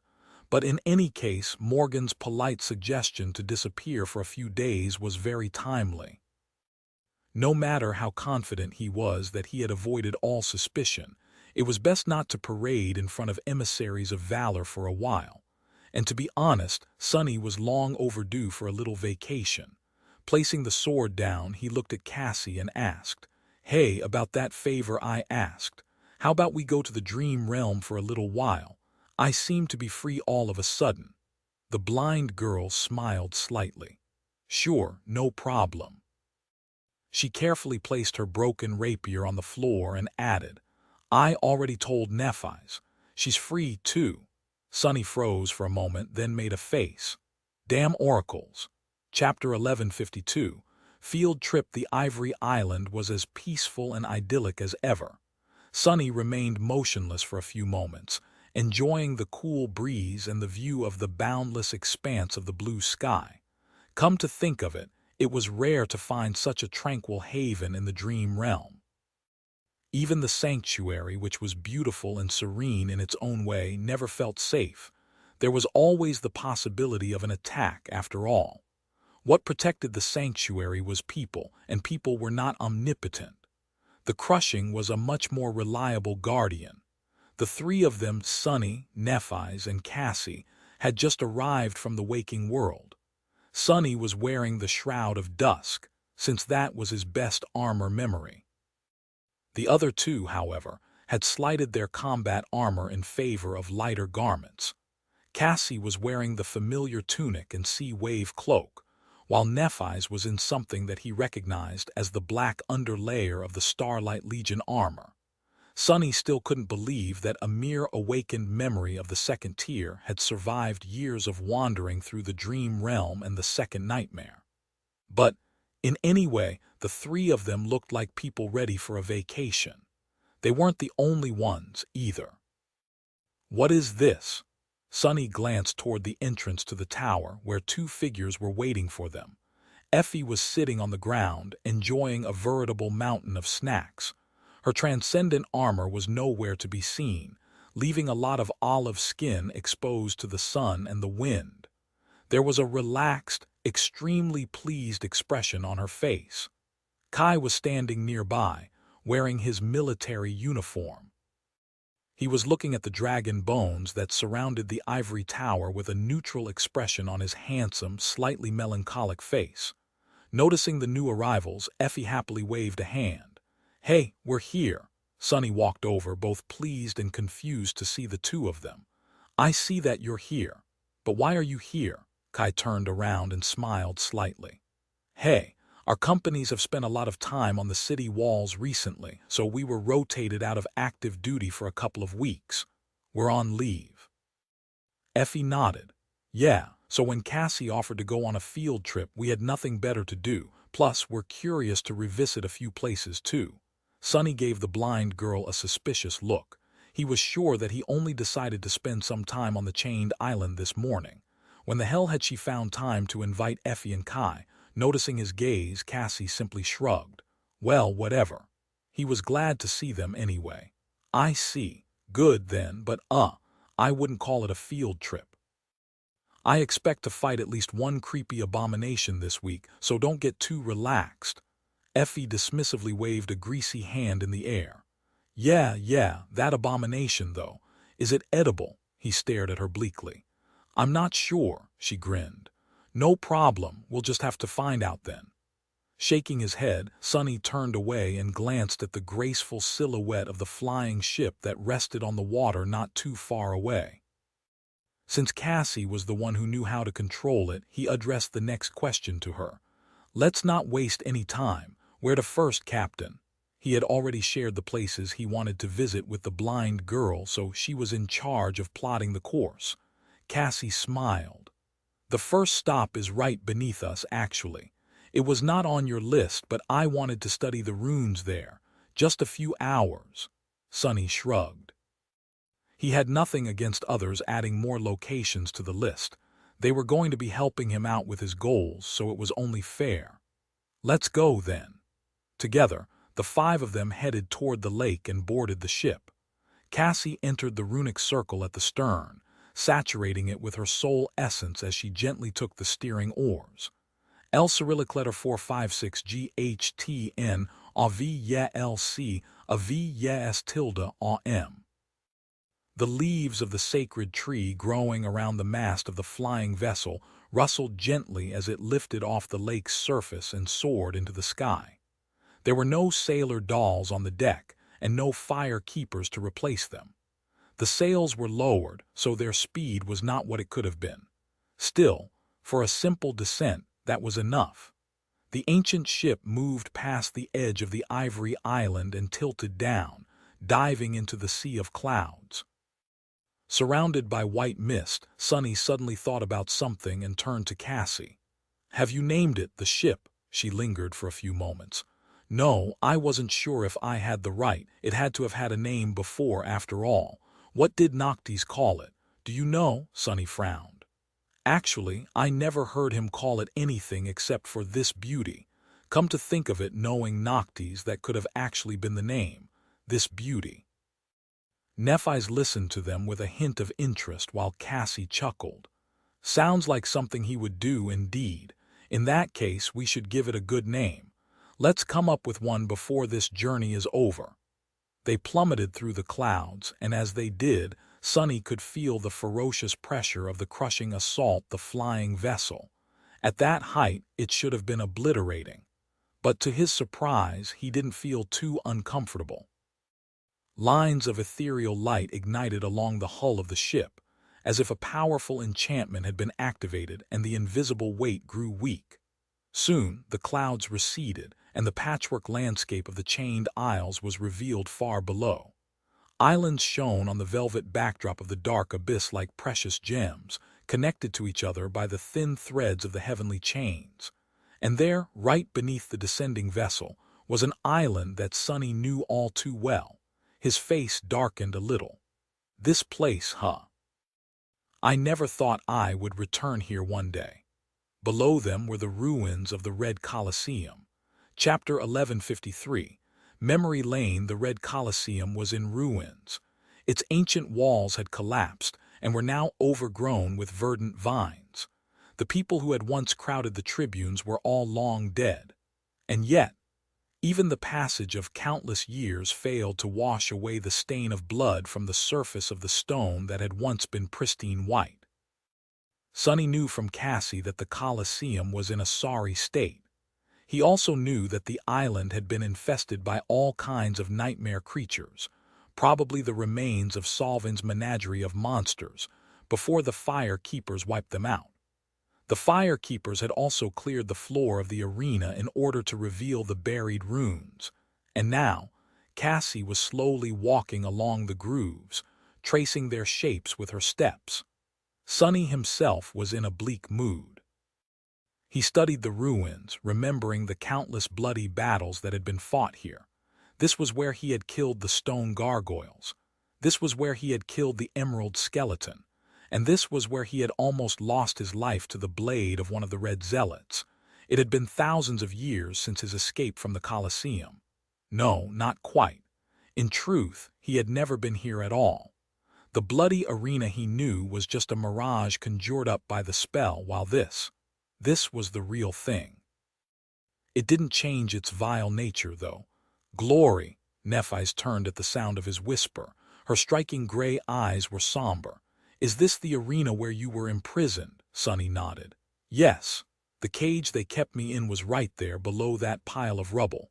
Back then, I barely knew how to move the body that the spell had given me. My coming to my senses inside that thing was quite a shock." He looked at her, wondering what body Neph had received in her own nightmare. She must have been startled to find herself thrust into a non-human vessel, too.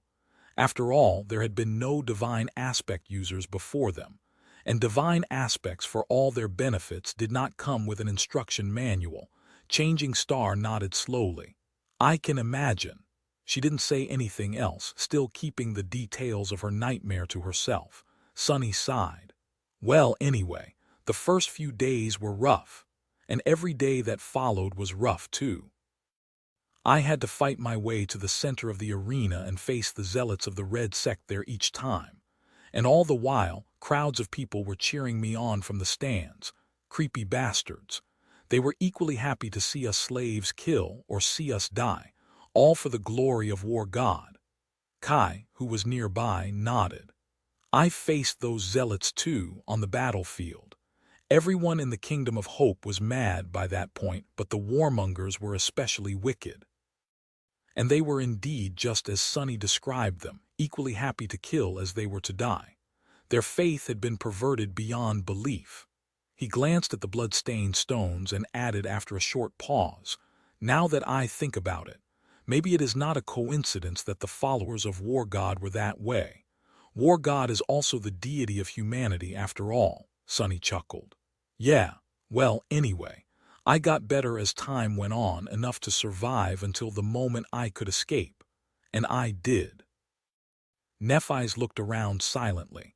"It must have been hard to survive alone," he shrugged. "It would have been, but I wasn't alone. There was this guy with me, a local awakened, a healer. Without him, I would not have lasted nearly as long as I did." He studied the ruins for a few moments, then gestured in a certain direction. "That was where Solving killed him in the end. At the edge of the island.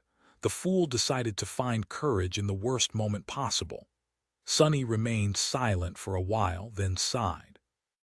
"Still, I guess it's better to die with courage than to die without it. Not that I would know." He looked at Nephi's and smiled. "I must have slaughtered 1,000 enemies in this arena, both abominations and humans, but knowing you, I bet even more died by your sword in the nightmare." She glanced north in the direction of the hollow mountains and shook her head. "No, actually, I did not kill that many." Sunny raised an eyebrow. "Wait, what really? With your personality?" Nephi smiled. "I was only dormant in my nightmare. I was the weakest creature there by far. Solving problems with a sword is a privilege for the strong." He looked at her with a strange expression. "Well, you must have learned a lot then. Weakness is a great teacher." As soon as the words left his mouth, Sunny regretted saying them. Nephi's had always been a symbol of strength in his mind, a domineering presence that swept away all obstacles to achieve her goals. But in truth, she had spent most of her life as prey being pursued by terrifying predators.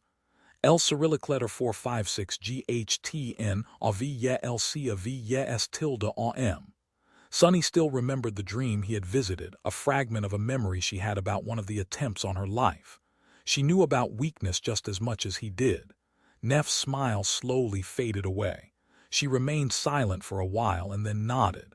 "Yes, I did learn a lot." "Great. Maybe think twice before opening your mouth the next time, fool." Sunny hesitated, thinking what to say.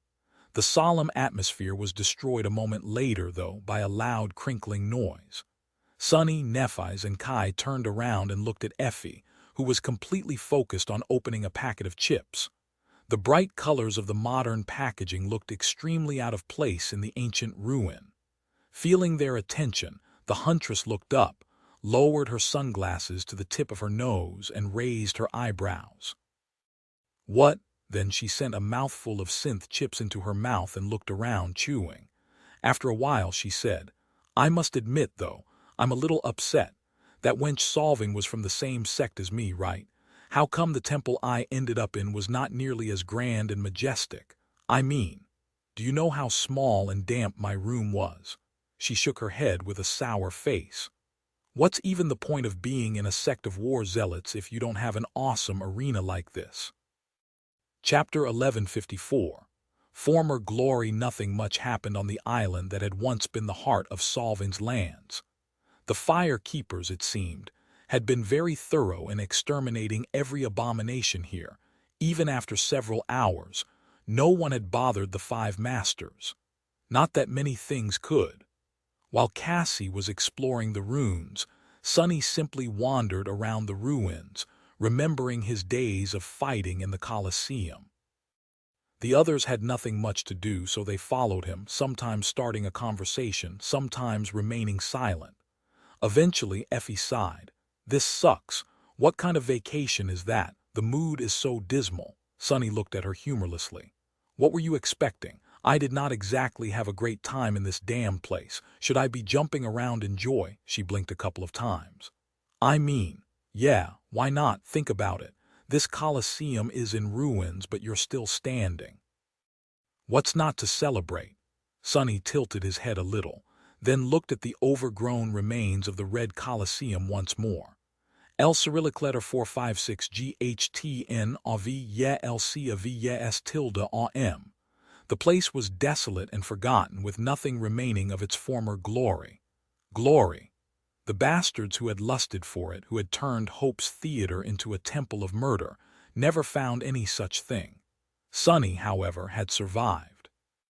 Not only that, but he was also a decorated officer now, complete with the highest military awards one could receive, earned in a war much more meaningful than the senseless one the warmongers had waged.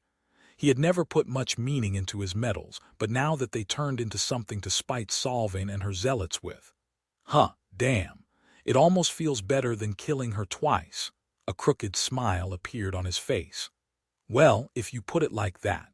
I guess you are right, Effie. I am much more impressive than these fools ever were, aren't I? Hell, they're making a movie about me in NQSC, even." She glanced at him with an amused expression. Let's not get a big head, doofus. And what do you mean, a movie? Another one?" Noticing her petrified expression, he grinned. Don't worry, it's about Mongrel, technically." While Effie let out a relieved sigh, Nephi suddenly nodded. "Oh, yes, I've seen the trailer." Kai and Sonny looked at her with surprise, while Effie made a strange face and walked away.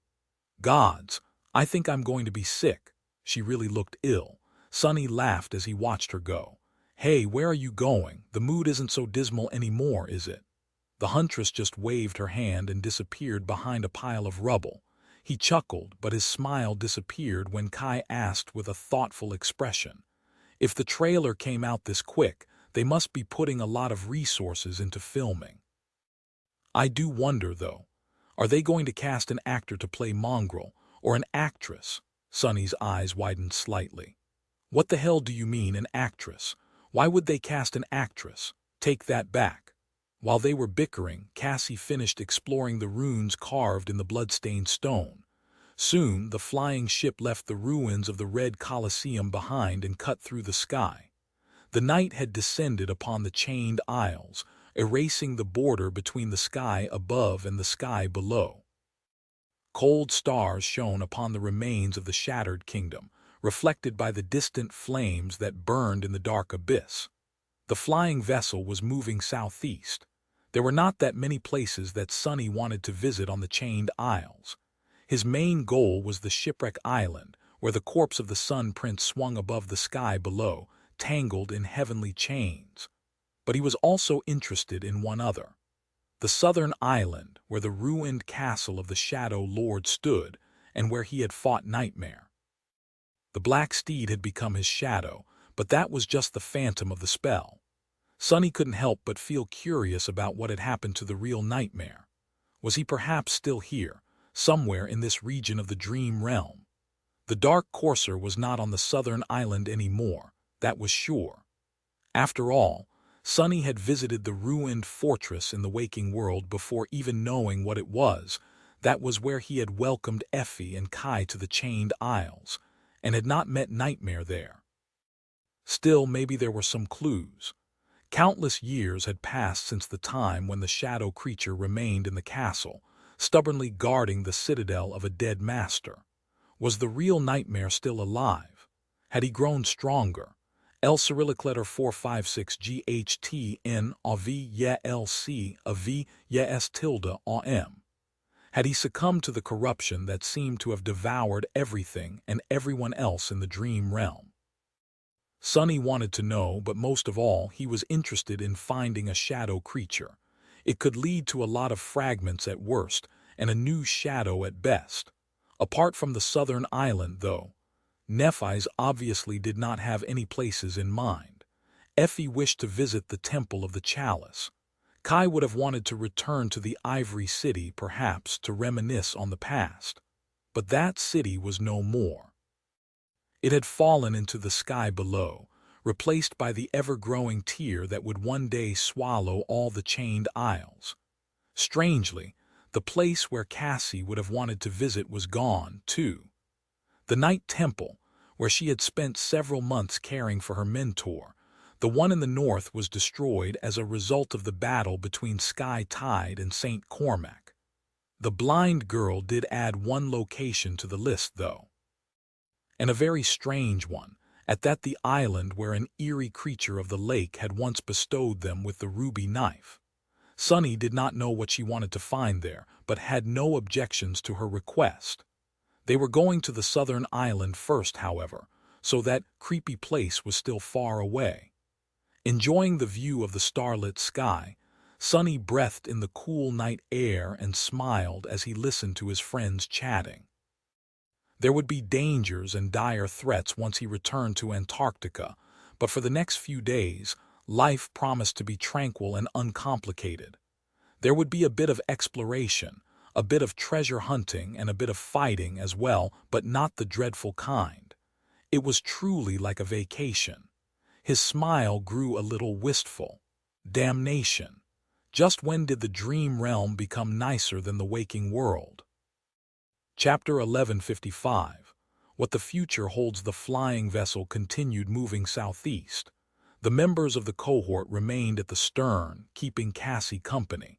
They spent some time idly talking about this and that, then silently enjoyed the beautiful sight of the night sky. Safely hidden within the crushing, they were temporarily safe from all threats. That feeling was strange. The only thing stranger was the fact that Effie seemed to have lost her appetite somehow. Now that was an anomaly unlike anything Sunny had witnessed before. He wanted to tease the huntress, but changed his mind at the last moment. The quiet night put him in a contemplative mood.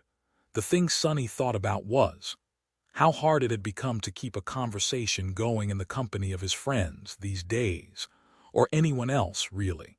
He had never been a great conversationalist. In fact, growing up, Sunny had always found it torturously hard to fit in with people. But after becoming an awakened, somewhere along the way, he seemed to have developed that ability. L Cyrillic letter 456 GHTN AV YE LC a VEC tilde AM. Now, however, it was getting harder once again. Sunny had thought that such problems would miraculously disappear after he chose to trust the people he cared about, but he had been proven wrong. It's strange. But then, was it really? In truth, it was not his ability to hold a conversation that was the problem, but his whole life instead.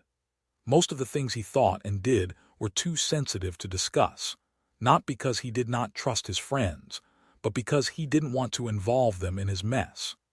More than that, Sunny had only done two things after coming to Antarctica: fight the nightmare creatures and try to fulfill his duty as a member of the evacuation army.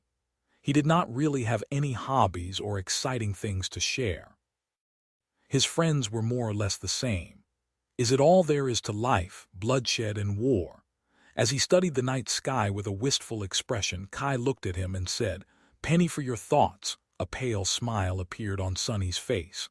"Oh, it's nothing. I was just thinking about how messed up our lives have become. These days, it seems that there's nothing to talk about except for what we killed, how we killed it, and how to kill it better. So I'm wondering, is that what adulthood is? Work, work, and then more work. I thought that becoming a master would be freeing, but honestly, I was having so much more fun as an awakened." Kai sighed. "It does seem like that, doesn't it?" Effie, who was hugging the wooden railing of the flying ship as if battling motion sickness, looked at them with a miserable face. "I don't know what you're talking about. I'm having tons of fun every day." Sunny gave her a dubious look. yeah. Maybe check the expiration date the next time you smuggle a bunch of snacks into the dream realm. Those synthetic chips must have been left over from the dark times, considering your current state. She gritted her teeth, then made a rude gesture in his direction. Sonny grinned. At that moment, Cassie suddenly spoke. I get what Sonny is saying, but is there something wrong with being focused on work? I am usually very busy, too, and there's little time for anything else except for my duties. It's not bad. I find it very rewarding, actually, Sonny scoffed. I guess there's nothing wrong as long as you've chosen the right profession, but being an abomination exterminator does not really suit my taste. And I did not even choose it, really. It just happened that way. Nephi's gave him a long look, then turned away and said evenly, It is true that none of us chose to become infected by the spell, but we are awakened now, so exterminating abominations comes with the territory.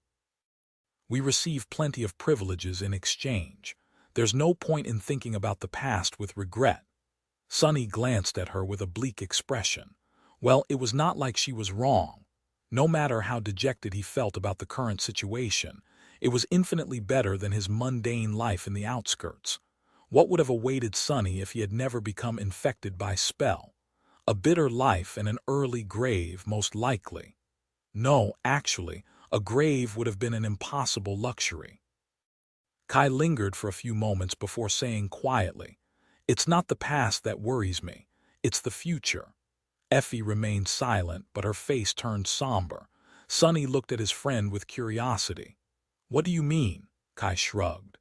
The Antarctica campaign seems like a world of its own, but it will be over in a handful of months.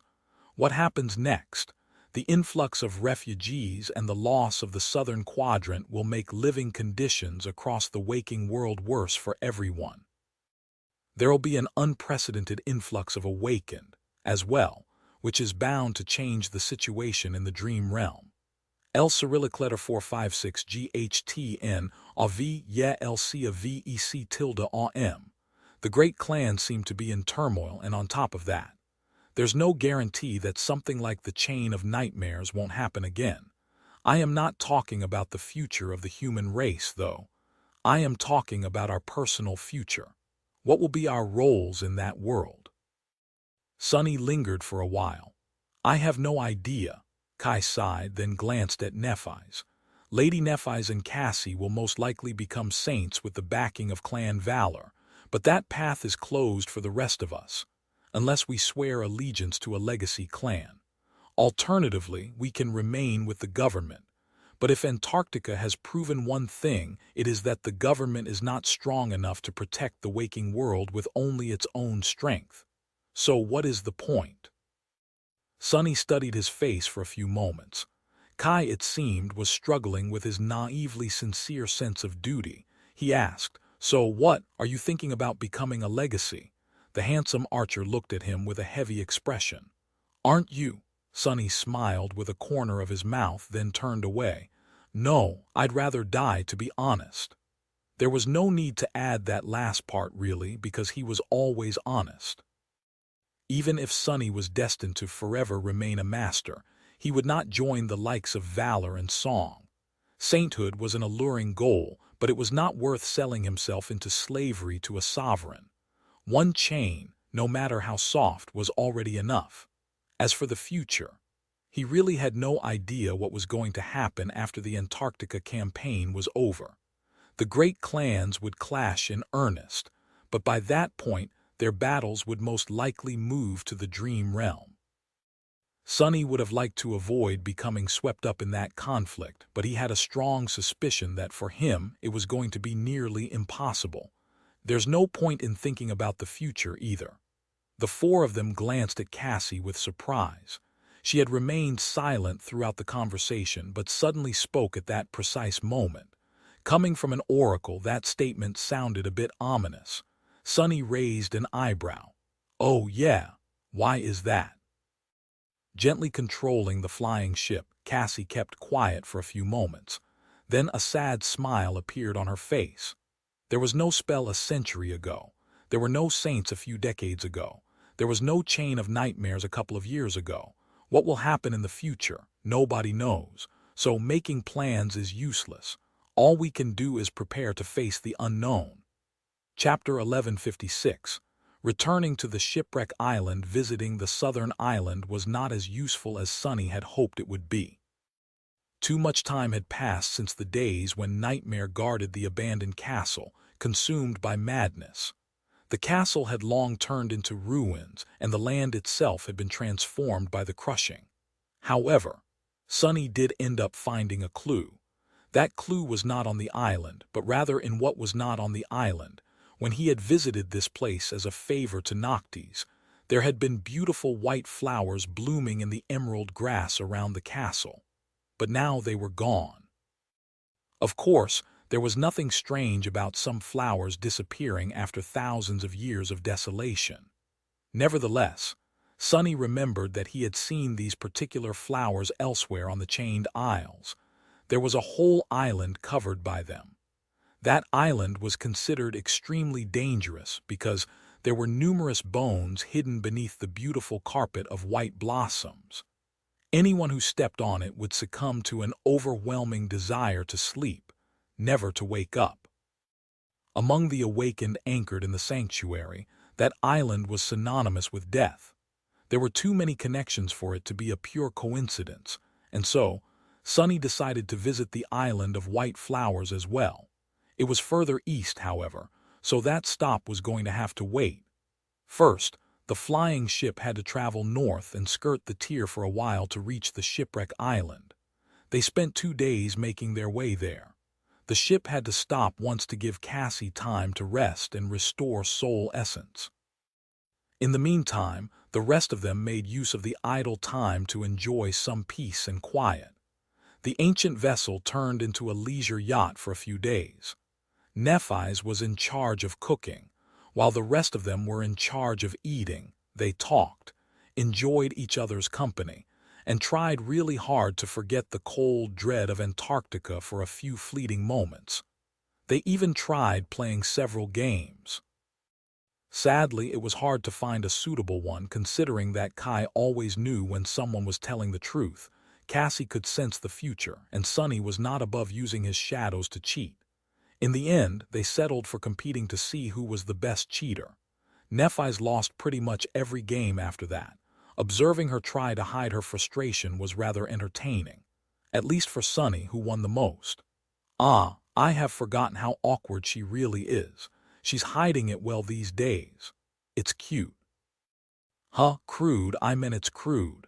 Effie was still suffering from motion sickness and eating less than she usually did, which meant only 2 to 3 times more than what a normal person would eat naturally. Luckily, the ship was attacked by a few nightmare creatures during their only stop so far, so they had plenty of fresh meat to feed her. Kai was teaching Sunny how to play the flute. It was actually starting to feel like a vacation. Eventually, they reached the Shipwreck Island. It was exactly as it had been before, except for the fact that the feature that had given the island its name, the shipwreck, was now missing. The corpse of the Sun Prince was still there, though. The steel colossus was swinging forlornly below the island, its legs tangled in the remains of a torn heavenly chain. The first time Sunny had seen it, he wondered about what terrible creature could have killed the fearsome giant. Who could have thought that it had actually been Cassie and Effie? Well, technically, it had been someone else. But in the nightmare, the immortal Chain Lord had fallen by their hands. Nephis stared at the steel colossus for a long time. She had never seen it before, so he must have made an expression. After a while, she asked, "This is one of the immortals you killed?" Effie tore her gaze away from the giant corpse and shivered. "Yeah, this was where we fought the defenders of the Ivory City. The city itself is gone now, but that huge bastard is still here. See how his chest is cracked? That's because Cassie rammed him with the flying ship at full speed. Crazy girl. We all thought she died for a minute or two." Nephis lowered her head while Effie sighed and added, "It's hard to guess now, but that giant was filled with molten metal. Within that metal was a human-shaped cage, and within that cage was a thing that had once been a human. L Cyrillic letter 456 GHTN AV Ya LC a VEC tilde OM. I pushed the bastard over the edge of the island, then crawled to its chest and killed the thing inside. It was a hot mess of a situation. I had plenty of burns to prove it. She made a disgusted face, then glanced at Sonny. So, doofus, we just need to bring you to what is left of the Sun Prince. Sonny shook his head. Yes. I mean, no. First, we need to get rid of the creature that lives below the island. He had not forgotten about the terrifying abomination that was hidden on the dark side of the Shipwreck Island. The memories of watching its long, root-like tentacles stretch from the darkness shrouding the bottom of the isle and snatch fallen demons like flies were still fresh in his mind. That was how the creature fed. It used the corpse of the Sun Prince as bait to devour chain worms. Sonny shook his head, but things had changed. Back then, he had been a mere awakened. A corrupted nightmare creature had been synonymous with death, despair, and hopelessness. But now, he had killed more corrupted abominations than he could be bothered to count. Sonny had grown much more powerful. Even when compared to how he had been as a master before Antarctica, he was incomparably stronger and more experienced. A mere corrupted creature did not scare him anymore, which did not mean that it was wise to abandon caution. No matter how powerful he had become, one mistake was always all it took to perish in the dream realm. Throwing one last glance at the swinging steel corpse, he turned away and said, "Cassie, let's start lowering the ship." Chapter 1157. Blood-Nourished root. It would have been hard to fight the creature dwelling on the dark slide of the island in usual circumstances. After all, below it was the endless expanse of the dark abyss, and humans were not known for their ability to fly. Fighting a corrupted abomination while hanging from the treacherous stone surface of the underside of the isle was a suicidal task. Of course, there were ways to gain an advantage even in that situation. Kai, for example, could indeed fly. Sonny could assume the Shadow Fiend form, which was perfectly suited for just these kinds of battles. Effie was strong enough to dig a path to the creature from the surface in no time, and so on. None of it was necessary today, though, because they had Cassie and the flying ship. The graceful vessel dove into the sky below and descended until the Shipwreck Island, as well as the creature hiding in its shade, was above them. They maintained a safe distance for now, but the main disadvantage was already erased.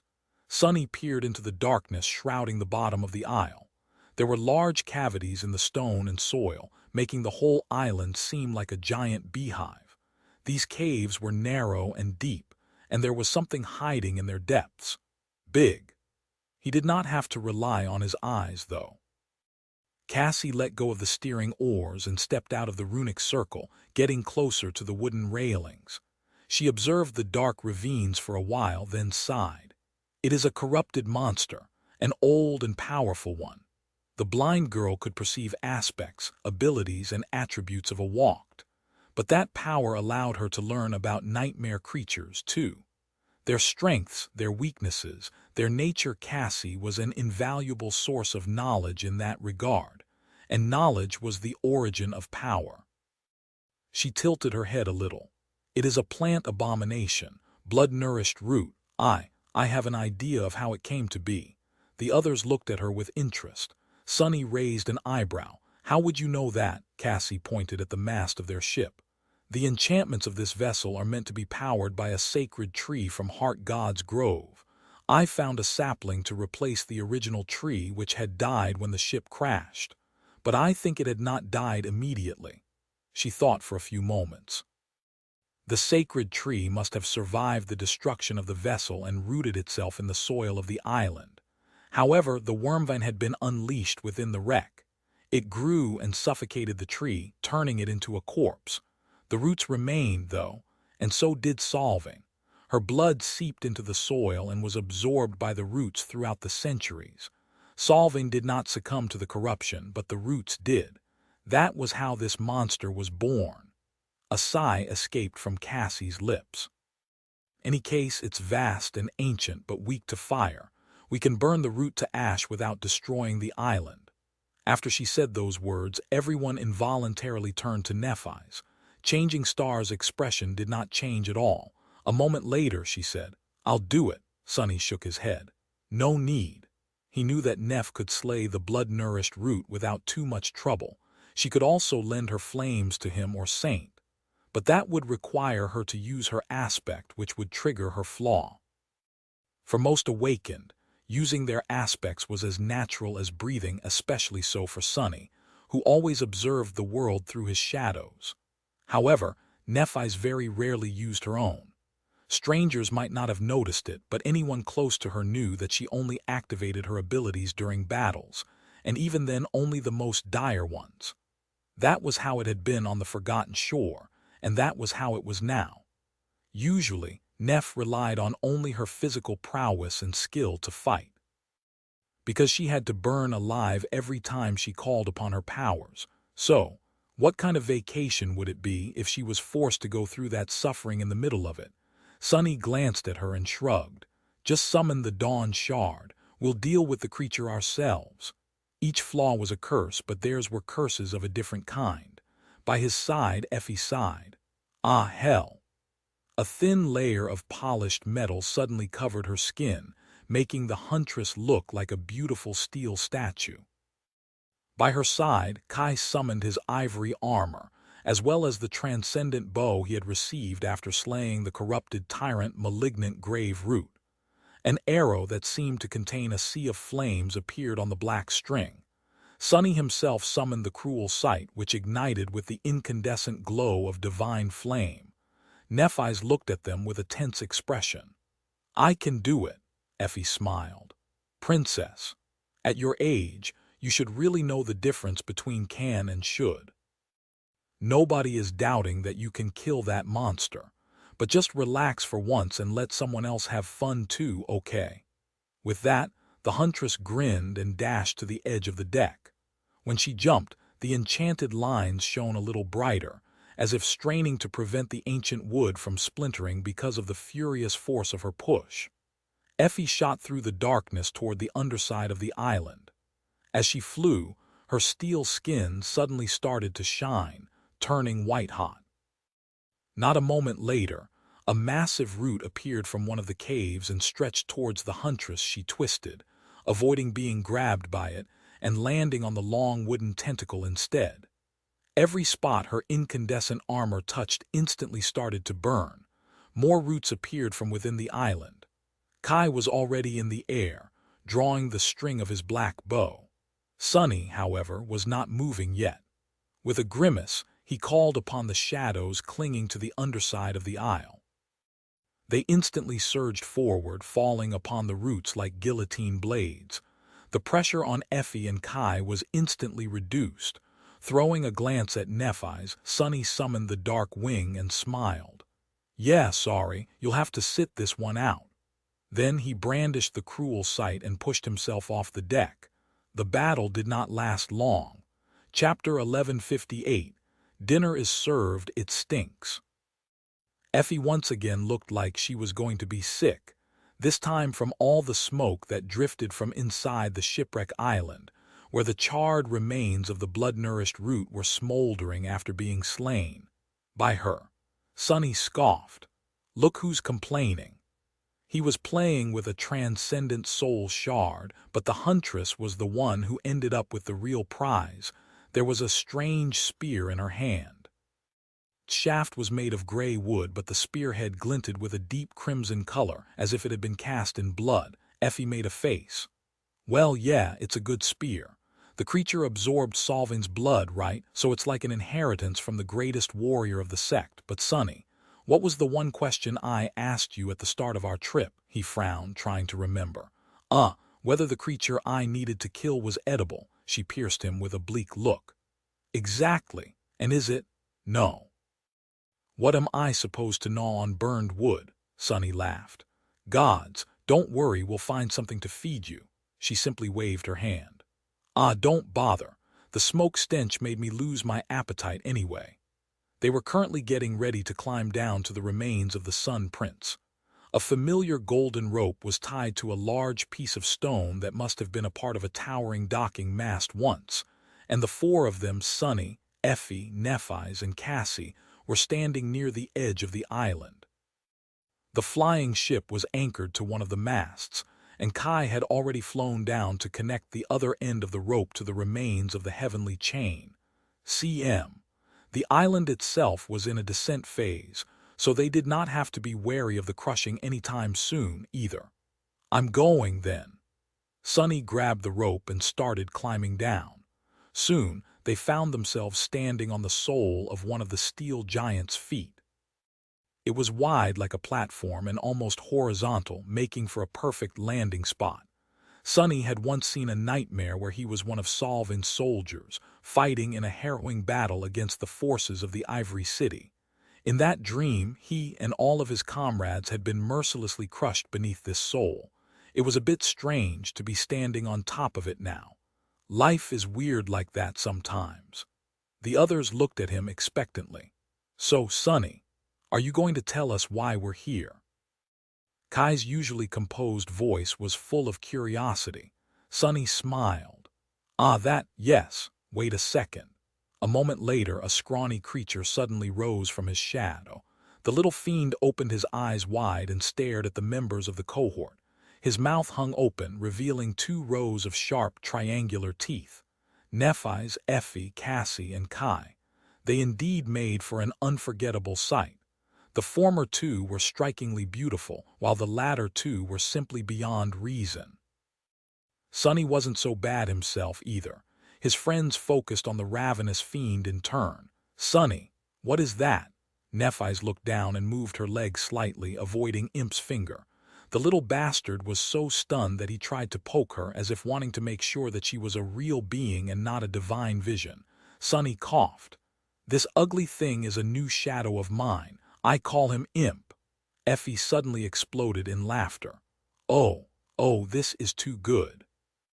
"So the little gremlin has a mini version of himself now." Sunny glared at her. "Funny you should say that, Beanpole, because Imp is actually more of a mini version of you. It's always hungry, has no manners, and eats like a gluttonous barbarian." Both of them, Imp and Effie, looked at him with offended expressions. He simply smiled. But unlike Effie, this little guy actually profits from eating more than humanly possible. "So, come one, trashling, chop chop. You see this giant steel colossus? I want you to eat it whole." The members of the cohort looked at Sunny with wide eyes. Imp, meanwhile, looked down at the surface of the steel sole. For the first time ever, his ugly face actually paled. Sunny frowned. "What are you waiting for? Start eating." "Oh, but climb down first. If you start from the leg, you'll fall into the sky below. I did that once and survived, but a useless wretch like you will definitely die." The little fiend shivered, then threw a hateful glance at Sunny and obediently started climbing down. He acted with apparent reluctance, but his tiny eyes were secretly glinting with hungry avarice. Sunny shook his head. "This bastard. I bet he'll finish the whole colossus in less than 3 days." That much had to be enough to push the ravenous fiend to the next step of his nascent steel body, and maybe even a little past that. Sunny was also thinking about trying to make the shadow swallow a few pieces of the heavenly chains. He also remembered that there was a giant steel arm on the Iron Hand Island, although the inhabitants of the sanctuary would probably notice if it suddenly went missing.